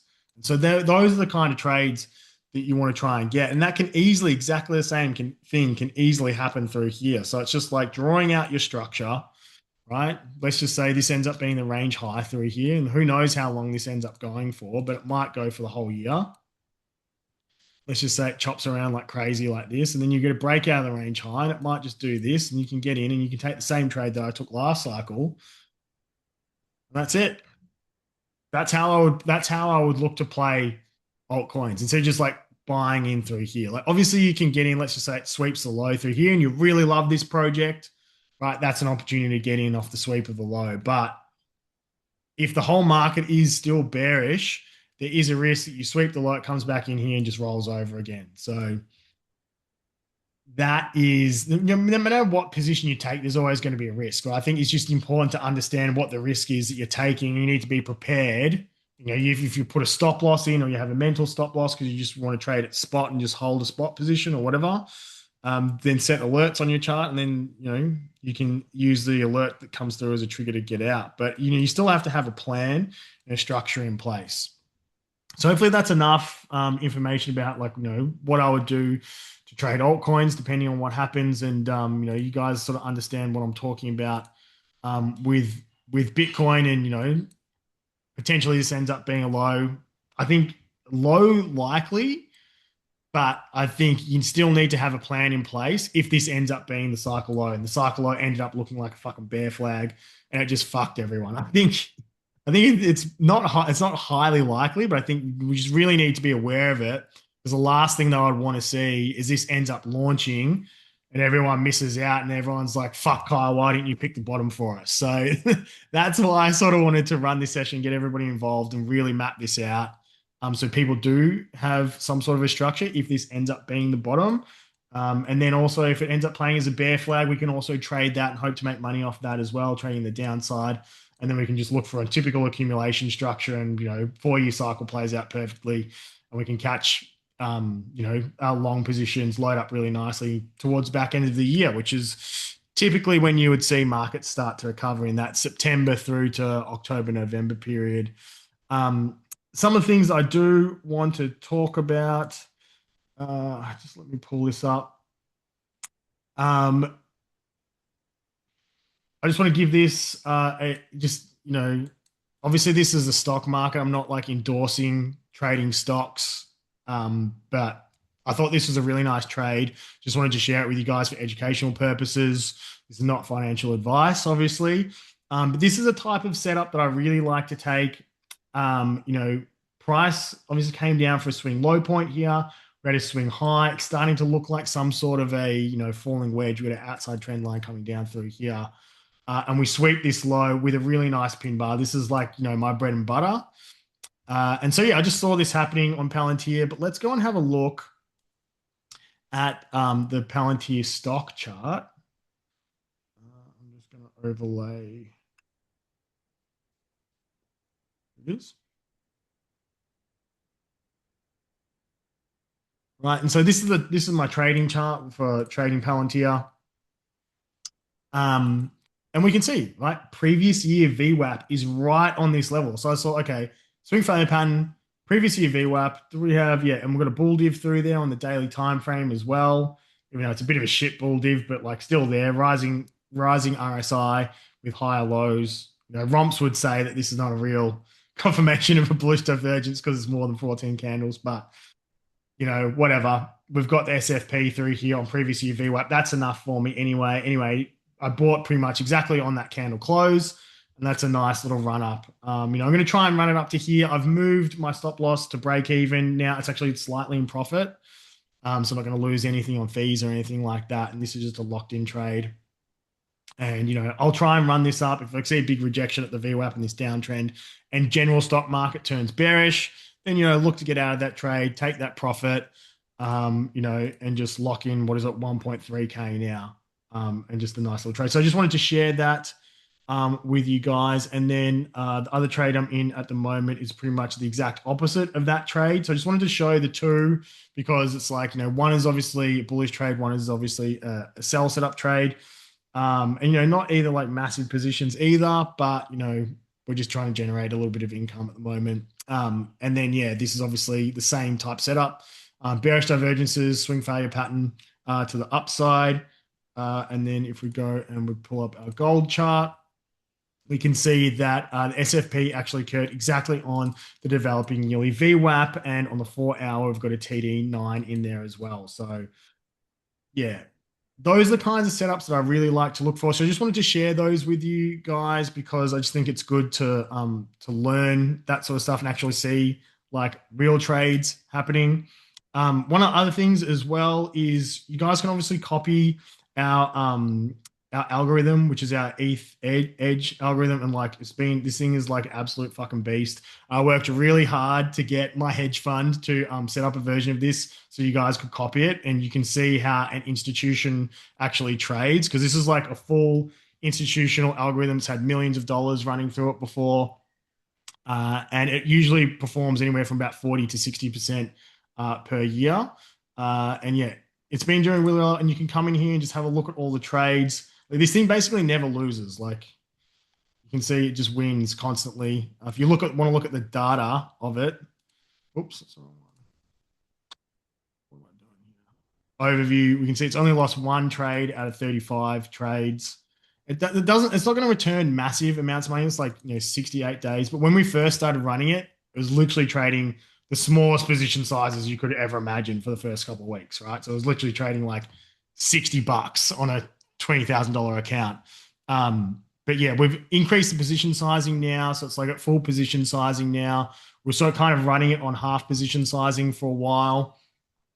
So, you can see here, it was running for much smaller positions for a little while, but now it had been running on 0.28 ETH, which is about $600 per position.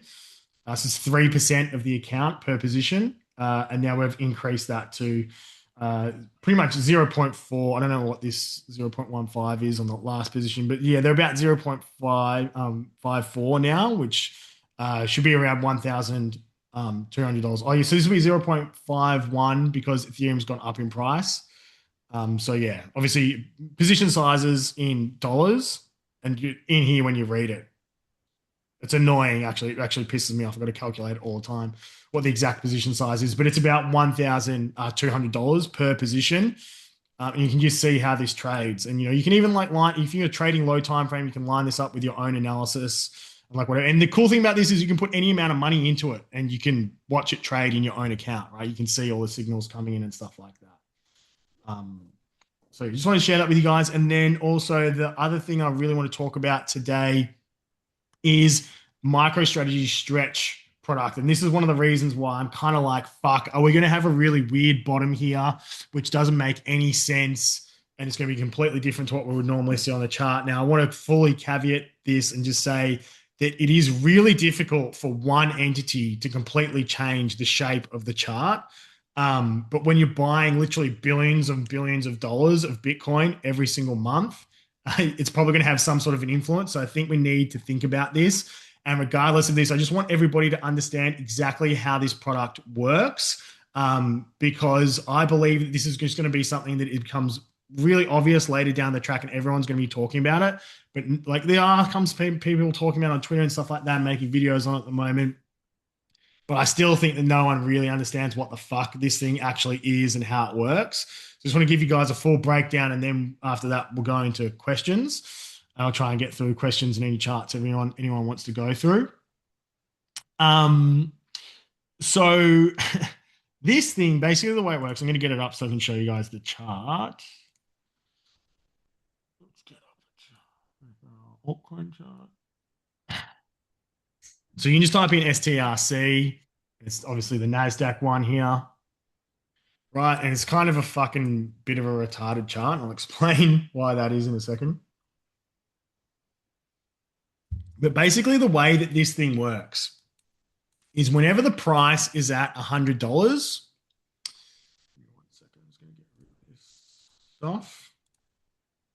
Whenever the price is at $100, you just want to get a line on your chart, go to settings, go to coordinates, and just put in 100. Right, you need 100 exactly. Don't try and line it up because it needs to be 100, because basically whenever the price of this thing is above $100, they do a thing which is called ATM, and it makes the most sense because it actually is a fucking ATM. It's literally a money printer. But ATM for them actually means at the market. And instead of doing a proposed share disclosure and all this sort of stuff, and they're going to sell X amount of shares and they're going to do a stock split or something like that, and they're going to put X amount of shares into the market. And they have a thing that works, and it's called at the market, and they sell into the market whenever it's $100, right? And so if that doesn't really make sense, it's probably going to get even fucking more confusing in a second. I know. I'm going to try and break this down for you in the most basic way to understand it. I'm going to try and focus on, from strategy's point of view, what it means, because I think that's probably the most important way for us as traders to get out of it, right? So basically what it means is whenever the price goes to $100, Michael Saylor gets an ATM to print billions of dollars, and then he takes that money and buys Bitcoin. All right. So yeah, just think about it like that. Whenever the price gets up to $100, you're going to get pretty much non-stop printing from MicroStrategy.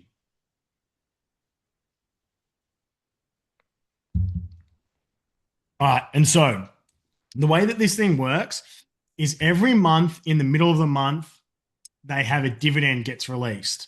And I'm pretty sure they pay in Bitcoin. I'm not 100% sure how exactly that fucking works. That's the part I'm a little bit confused about at the moment, but I'll try and get clarity on that as quickly as possible for you guys. But they release a dividend payment at whatever it is the price you bought in at 11.5%. And they can also change that dividend payment. So it's 11.5% across the entire year. but it is paid out monthly. And so it's that monthly dividend date, which is the most important thing, because what happens is this thing gets pinned to the roof at $100 before it goes ex-dividend. Because after it goes ex-dividend, no one wants to fucking own it anymore, which is why once it goes ex-dividend, it dumps off really aggressively. Then we dumped off in February. We dumped off in March after it went ex-dividend. And now it's gone ex-dividend again here. And we've also just sold off, okay? People are chatting in the thing, so maybe they're giving me...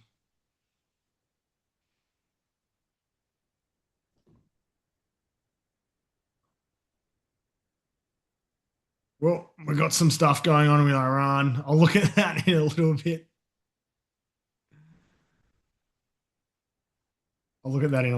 But yeah, we'll keep going with this, and then we'll go and have a look at what the fuck's going on with Iran and stuff like that. The craziness. Okay. Trying to just focus on things that we control. So basically all you need to focus on from the trader's point of view is when this goes to $100 and you can track it on this website here, right?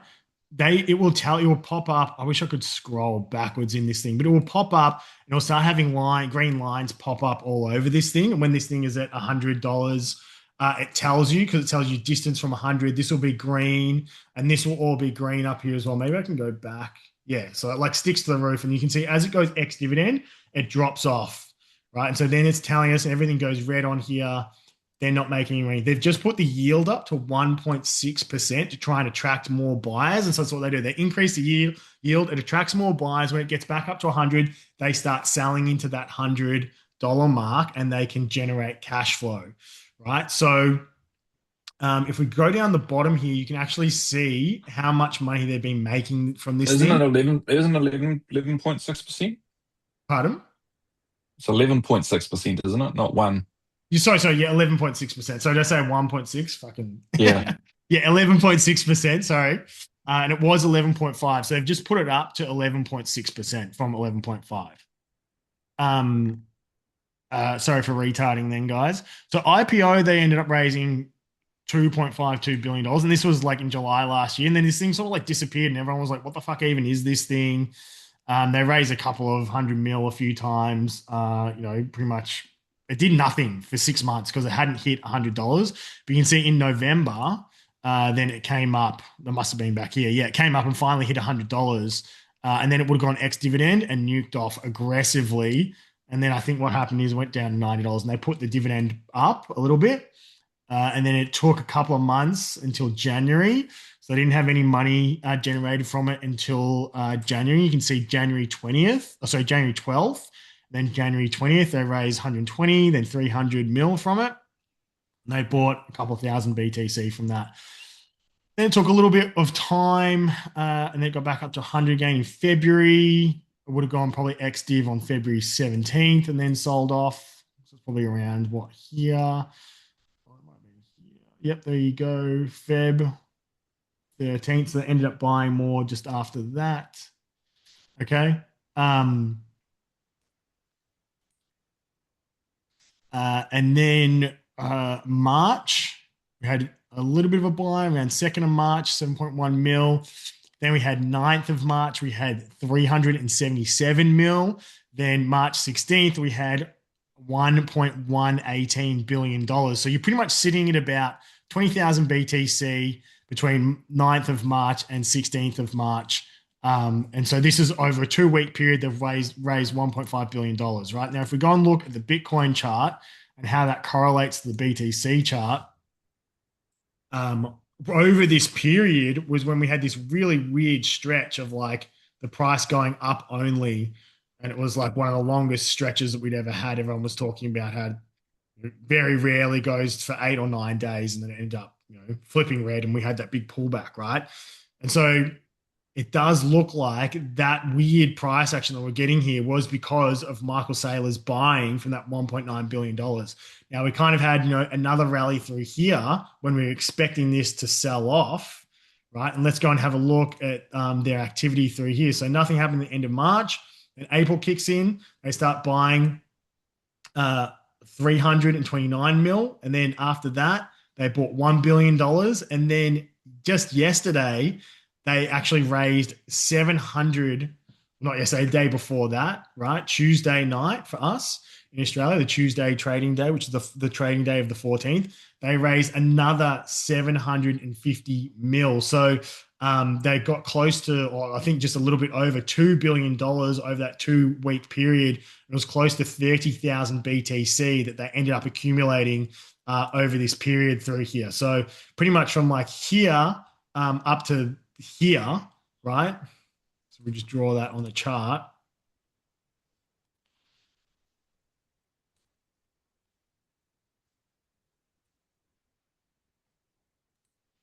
Right.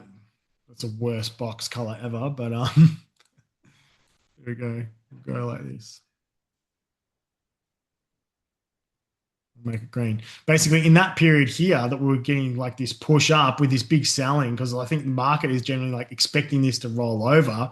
Saylor is just there buying billions of dollars constantly because Stretch is sitting at 100 pretty much this entire time, right? So we can see from the 24th of March, it was almost pinned to 100 the entire time. And then it went ex-dividend and bang, all of a sudden there's that buy pressure isn't there anymore. So one thing that we need to think about and just be focusing on here, can the market push without Michael Saylor and Stretch's accumulation happening? Because if this just rolls over from here, that really tells us that Michael Saylor has just pushed the market up, right?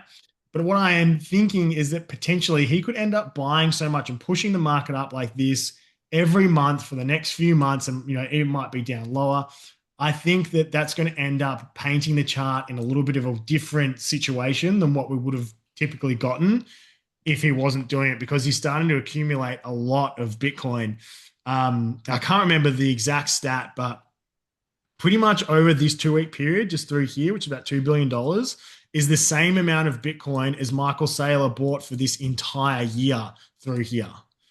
Okay, so he's bought the entire amount of Bitcoin that he bought from MicroStrategy across this period, this whole full year period in the last 2 weeks, right? So that is definitely going to start to affect the chart in some way. But one thing that we can use as traders is just understanding what's going on with Stretch. We can pull this chart up here. We can have a look at that, see what's going on. Okay, they're printing money because you'll see it's good to come and have a look at this when it's at $100 and they're actually using it to generate cash flow. And then if they are doing that, then go and look at the chart. And if you're getting bullish setups, they're probably more likely to play out because you've got this huge buy just buying billions of dollars on spot.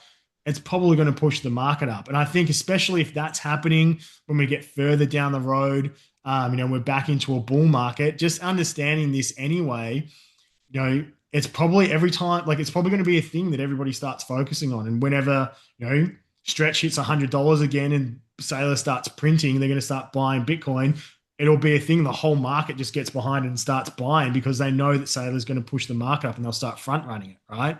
So I just think it's just going to be some sort of a mechanic that ends up being a part of our game. And I wouldn't want to be shorting into, Michael Saylor buying $2 billion on spot market of BTC. So I just wanted to explain that to you guys. And hopefully that makes sense. You just need to pull up the STRC chart and have a look at that and pull up this chart here and just read through the data information. I've been looking at this thing for like a couple of months now.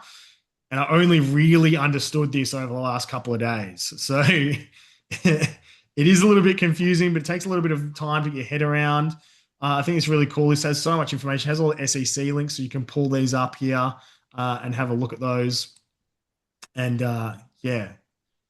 Can you post a link to that in the chat, Dax? Yeah. I'll drop this in all the chats. Thanks, mate.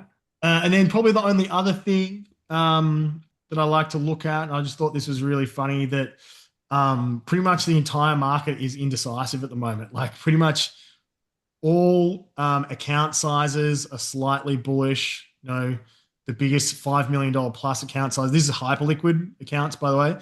So anyone with $5 million plus, they're neutral. Everyone else is slightly bullish.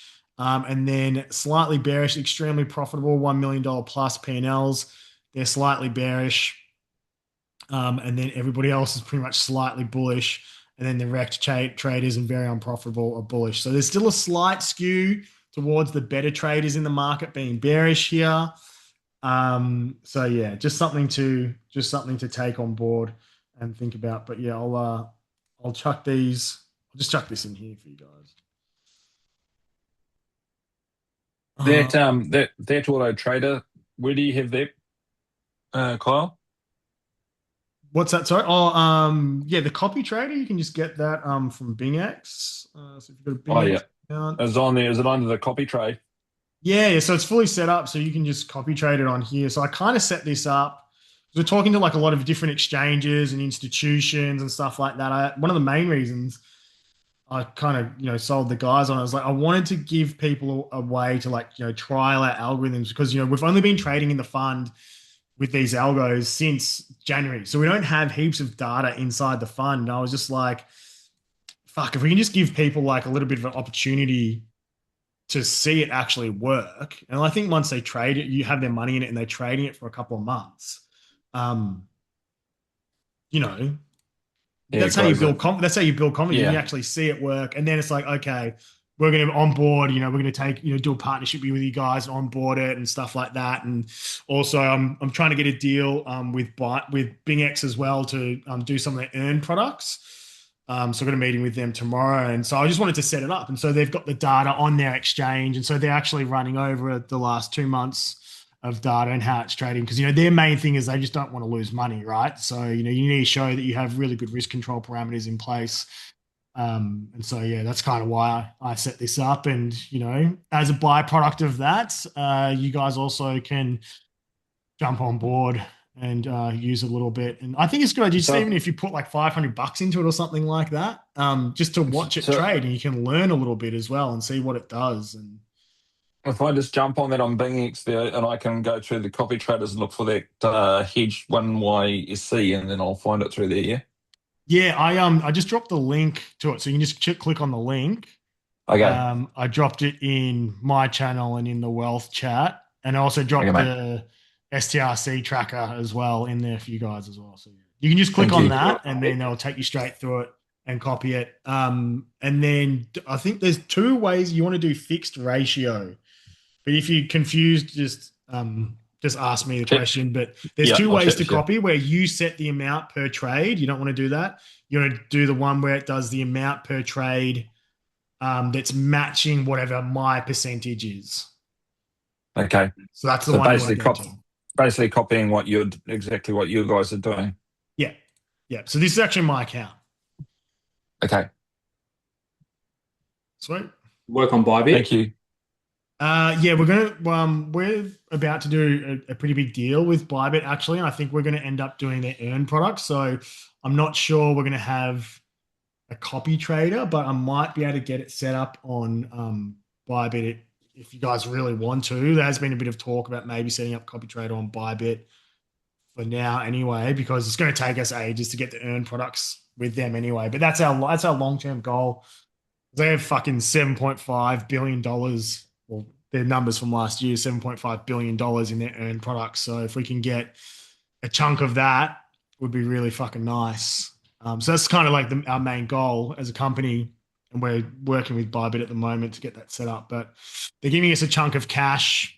Looks like it's going to start with 3 mil USD. And then going to increase that to 10 over the next couple of months after they see a trading performance. And then depending on how that goes, should go well, then, we'll look at doing an earn product with them later on this year. So that's kind of the shit that I've been working on in the background at the moment, which, yeah, it's really exciting stuff. It's a really cool project to be involved with the team. And obviously, the guys I'm working with are like amazing quants. So yeah, it's pretty cool. All right, I'm going to go through these questions.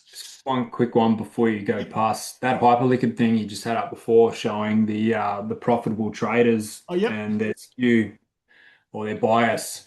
Is that something that's easily to use? Can you just is that something that's updated daily? Are those positions how do we know that's not a position that's open for 5 minutes versus they're looking at a higher time frame? Is there any way to do that? I don't know the exact details on it, how quickly it's updated, but it does change. You do see it change Yeah. pretty consistently. I'm not sure. I'm gonna have to do some research into finding out how often that is adjusted, but I'm sure it's just an API into Hyperliquid and they're just scraping all the data off the blockchain. So it's like whenever the blockchain gets adjusted, I'm sure it comes through and shows on here, which is how most of these types of things work. It's like how Agar works and stuff like that. It's just following the positions of different accounts. And you can track all that on Hyperliquid because it's all on the blockchain, right? So it's just scraping the data from the blockchain and then presenting it here. Easy. Thanks, mate. No worries. All right. Question. Tim asks if we do break higher on BTC and haven't allocated any decent spot positions, where would you enter safely knowing that you're not getting caught in the fake out? Obviously, there are levels you have marked out, but at that point, prices 85K plus are not even close to catching the bottom, 60 to 85 miles off. I'm nearly 100% sideline. I think we do see lower this year, but like you said, Dax, as price rises, I can feel myself getting more on guard as I don't want price to send while left on the sidelines. Yeah, 100%. Well, hopefully I pretty much answered majority of that before, but I can still go over it one last time because I don't think it's, something, he's probably something we'd like to have drilled in your head anyway. Basically start adding, I'm starting to add if we can hold above this developing yearly VWAP, but sounds like there's some false flag attacks happen somewhere. I might just pull that up quickly because it could change what we're going to talk about here. But like, if there's something crazy that's just happened, was it Pakistan maybe required hold off destructive force being sent into Iran?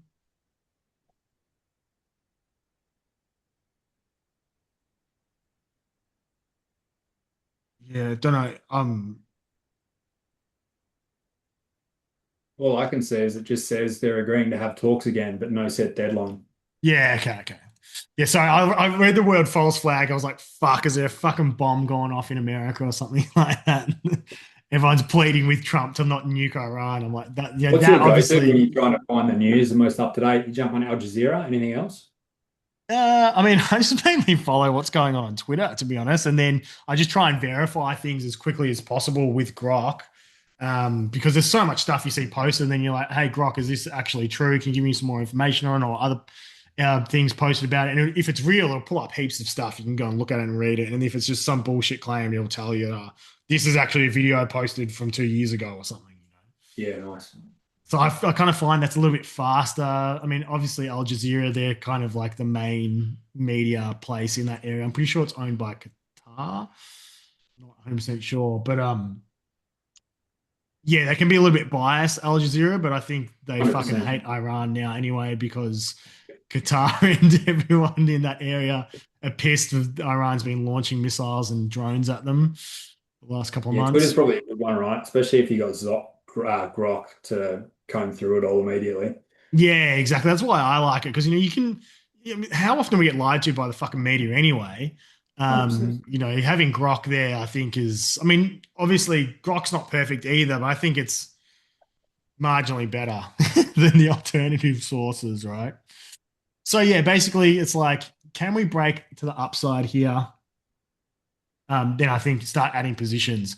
If we get rejected from here, then you just cut the position because you'll end up getting like a nasty wick like this. It'll end up being something like this. It's obvious trap above range highs. Like if you see the trap, then you just get out, right? And then you try and get back in lower. That's pretty much it. It's like try and buy. Like when you're in a shit position like this, all you can really do is you have to just buy into the breakout, and then if it ends up being a trap, you just get out and you just take a little bit of a loss. It's like the same as if you're buying into a sweep of a range low, there's risk that it could just roll over, right? It's kind of the same thing. There's always going to be risk in getting a position anywhere. And that's, unfortunately, that's the risk of buying breakout. The easiest would be if it broke the upside here, reject off there, and it came back and formed some sort of a bull flag. Then you get positioned inside the bull flag, especially when that breaks the outside trend line to the upside. And then you get that second continuation, kind of like how this had, if you missed the bottom through here, like I didn't get fully positioned in the bottom here because it's like, fuck, what are you going to do? Just like go buy like 30, 40 BTC on a fucking sweep of a range low like this, it's pretty risky, right? So, you got to wait. And I sort of like waited, and it looked like this was, really solid, accumulation inside the range low through here. And that ended up being like a bull flag and played out to the upside. And so I managed to get in pretty much fully positioned in through here. I was comfortable after I saw this price action and holding the range low. So you just want to see like something like that, I think, after a push, something like that, holding range, and then break to the upside would be like the confirmation that we're returning to an uptrend. And I think if we can get above, that 85K area, that's when, you're sort of safe. But when it's like in here, like obviously it could end up just rolling over, and then it just ends up being a big trap. And then we've got to move the trend line like this. Right? That's how it happens. But that's the game when you don't nail the very, very bottom of the market.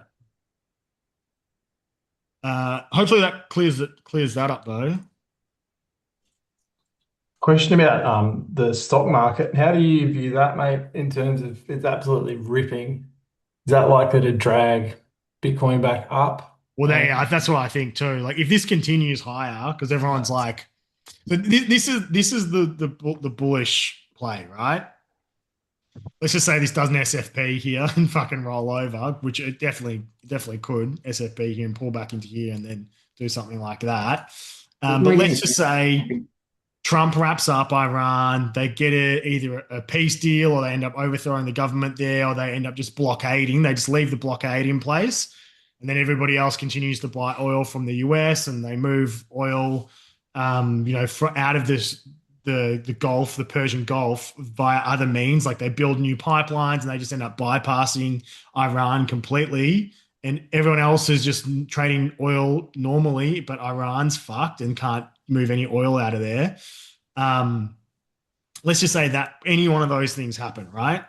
And then I think the best solution would be, the most bullish solution would be if they do a deal with Iran and then they open up Iran's economy, and then Iran can start selling their oil on the global oil market, right? Because that's going to increase the flow of oil, plus the stuff that they just got out of Venezuela, and then massively increasing the amount of oil coming out of the US as well. That's going to be deflationary, right? And then, you got Kevin Walsh coming in. You give him a deflationary scenario, rates are going to fucking 1% really quick, which is going to be pretty bullish for the stock market. So that's like the most bullish case scenario. I think a lot of people are sort of missing out, because everyone fucking hates the US because, they're sort of in control of the world and they're acting like the world police, and they bomb the fuck out of everybody and, do all this crazy stuff all the time. And they shouldn't have invaded all those countries in the Middle East all those years ago, and then weapons of mass destruction and all that sort of stuff, which ended up being totally bullshit. There's a lot of toxicity or toxic thought towards the US. I think it's pretty granted by a lot of countries around the world. I kind of feel like this is a bit of a different scenario because Iran were kind of like, hey, we are trying to build a nuclear bomb. And then even recently, they're like, we're not going to stop trying to build a nuclear bomb in their most recent talks. So it kind of gives the US a bit more validation into going into this war. But I mean, obviously, everybody has different opinions on that. I think the main thing that we need to focus on as traders is being completely unemotional, unbiased to political opinions and political biases and stuff like that. It's that right now, what's sort of happening is Trump is getting pretty much control of the global oil supply, especially if they get some sort of control over Iran. Let's say they get, Reza Pahlavi in, who's the Sahar, the prince of the Sahar. They install him, and then they turn it into a democracy, and everybody votes for a prime minister, and he's the new king, right? If they get some sort of control over Iran's oil and they bring that into the global economy, that's going to be really deflationary. I think quite bullish for all markets. And then the US is really controlling all the major oil reserves around the world pretty much, and then all the major shipping lanes, because they just did a really big deal with the Indonesian government, which pretty much fucked China, to be honest. And I think this is the really big play that I think most people are completely overlooking. We've had a bit of a headwind in all markets, and this is the big thing that you always see Ray Dalio going on about, right? His whole thesis is that America's fucked and China's going to take over, right? And I think if no one did anything, that was definitely going to be the case. But Donald Trump has kind of come in and really shaken that up. If it is successful long term or not, who knows? But he's doing something at the moment to, I think, really disrupt the BRICS alliance, and it really removes that challenger of, you know, somebody trying to usurp the US as the global hegemon, right? And so if you can just removing the possibility of China being able to challenge the US as the main country on the planet, the number one country, number one economy, you know, global manufacturer, controls the planet through its military, etc., like that.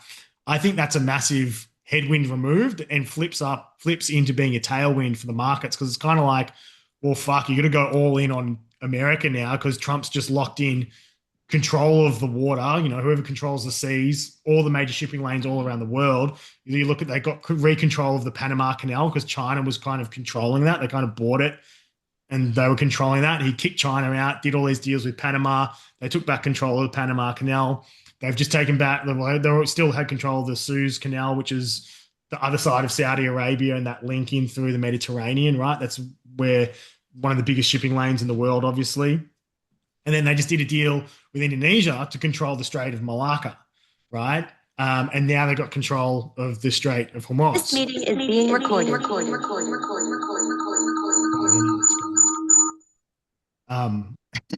It's a bit weird. But yeah, you know, so they've got control of all of the biggest shipping lanes all around the world, right?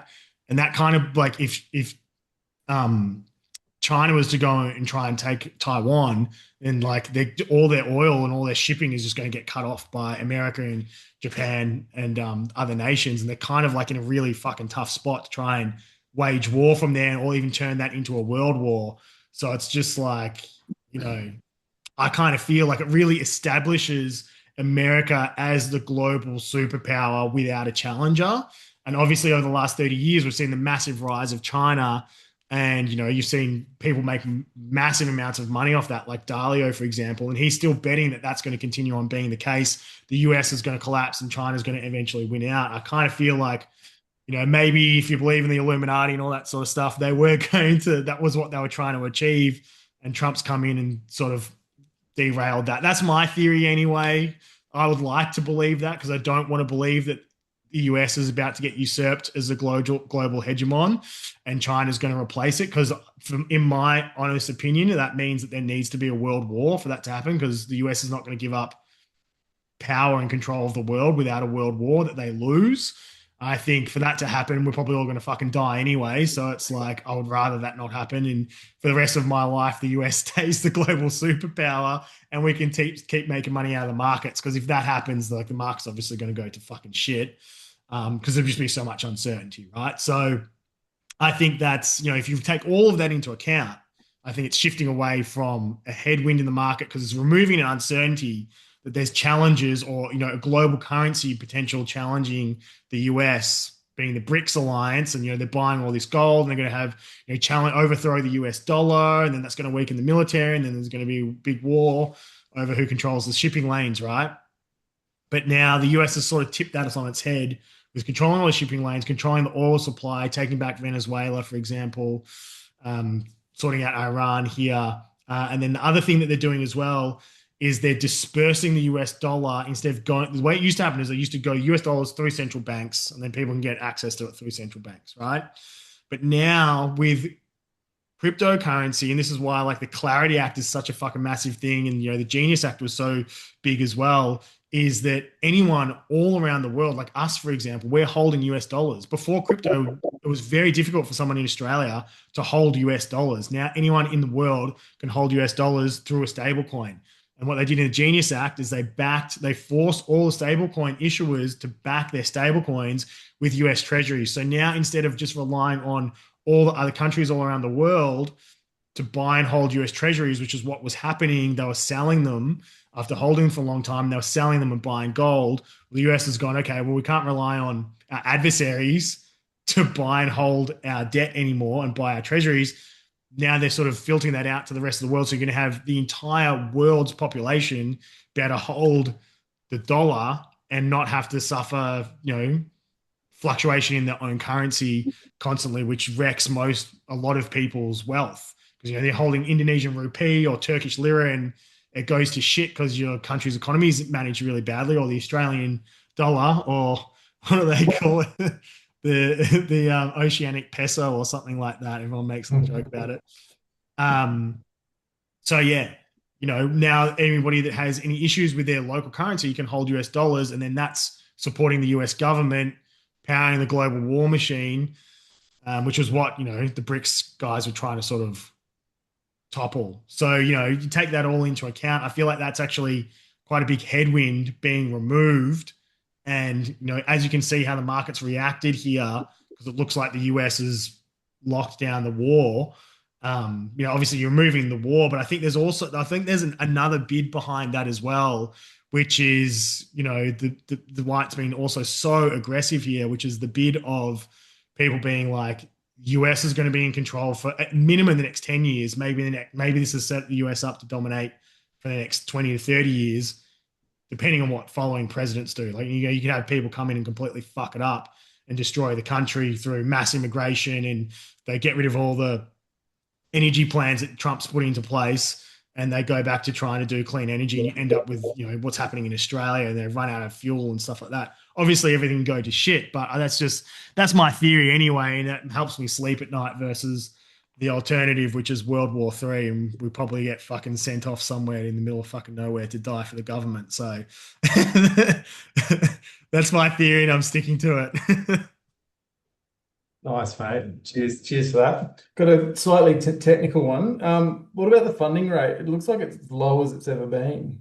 Like if you look at it historically, like on Coin Glass.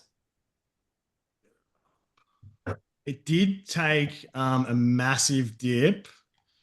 It's sort of come back up though. So it spiked really hard here. It's not too bad at the moment. It's almost back to normal, but it is negative, slightly negative. So yeah, the last time we went this deep was back here, right? And typically, and this was one of the other things I was looking at, I should have touched on this, so thanks for bringing it to my attention. Typically, when you get massive spikes in funding to the downside like this, it's like, and you can also see this open interest, like this is a lot of people shorting, right? Big increase in open interest. So it's really only this point here, though, this spike in open interest when funding went really negative. But, you know, you've got to take it from that point there probably. So from here to here, that's obviously a lot of shorts opening into the range higher, which does set up a scenario where the shorts could get squeezed. And we did just break out of the downtrend resistance line, which is, you know, it's just a little bit of a signal. It's not like a massive thing. You break out a downtrend means you're definitely going to pump, but it's like, it's, I think, something notable that we break out a downtrend and then everyone's shorting like crazy at resistance, which is where you want to short. And this used to be, I think, a better signal previously, because I think there's better traders in the market now, honestly. But it used to be pretty much whenever the price went negative while we're moving up, whenever funding went negative when we're moving up, the market would just send. But yeah, I was just watching it. You can watch it on XO. There's a heap of shorts, massive amount of shorts in it at the moment, which means they will want to fix them offside, wouldn't they? Catch them offside and liquidate them. I think it's a better signal these days when you see it go short, when you see go heavy shorts like here at the bottom. So it's like, you know, funding went negative and ended up being the bottom, right? Because, I mean, I've been looking at this recently and it's sometimes like here funding went negative at the bottom and we're reversed. Obviously here funding went negative. Oh, that was actually on the bounce. So funding went negative at the top and then we rolled over. Funding went negative here at the bottom and we bounced. Funding went negative here at the top and we topped, right? So it could just be a case. This one was a weird one. It was kind of like in the middle. So funding went negative here and then we ended up liquidating the shorts. Yeah, it was quite negative all through here. And then we ended up liquidating those shorts throughout there, that move there. Funding went negative at the bottom here. And we ended up having another push and liquidating those shorts. Negative kind of as we were coming out of the bottom here, but I don't know. Maybe only 100Xs got liquidated then into the bottom here, and then yeah, they got liquidated. So it seems, I don't know, just recently in this range anyway, it has been performing better at the bottom for a signal, because it definitely has been people shorting the range high and then it rolls over, right? So like right here, people shorting out of here, like, because that was rejection from the trend line. That fucked me as well. Like I saw this, and you know, that was also on the back of the ceasefire getting cancelled. So I think a lot of people were shorting into that, and that's why we had that. But then obviously they got liquidated or closed their shorts as well. And then everyone's trying to re-short again here from higher. So there's definitely shorts in. Do they get licked or not is the question. Can we break above 76? Like, do we put a trap in above 76 or not? Do we get solid daily closes, 4-hour closes through 76? And, you know, if you're not positioned, you want to probably start adding some in.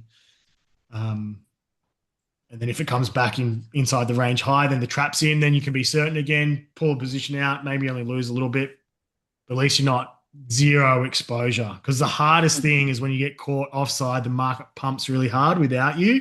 You don't have any position in.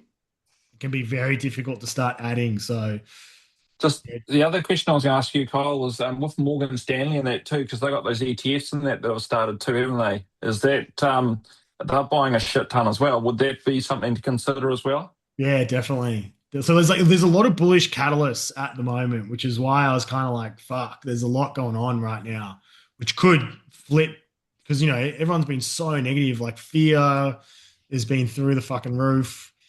So, you know, yeah, there's a lot of like bullish developments coming out, but can they break us out of this range and flip the trend is another question, right? And Goldman Sachs is about to launch their, or not about to launch, so they just applied for their ETF, so they'll be coming out later on down the track as well.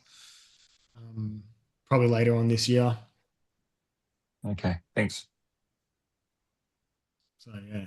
Any other questions, guys?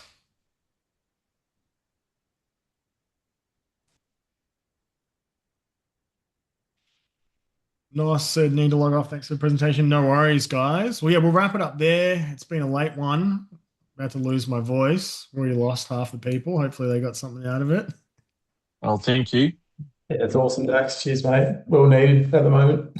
Yeah, no worries, guys. Hopefully that gives you a little bit of clarity. I mean, that's all you can really do in situations like this if you're not already positioned, is just have a really good plan in place and try and go from there. Yeah, cheers, I've Dax. tracked- No worries, Yeah, team. thank you. I've tracked your hedge fund down too, so we'll have a talk with that.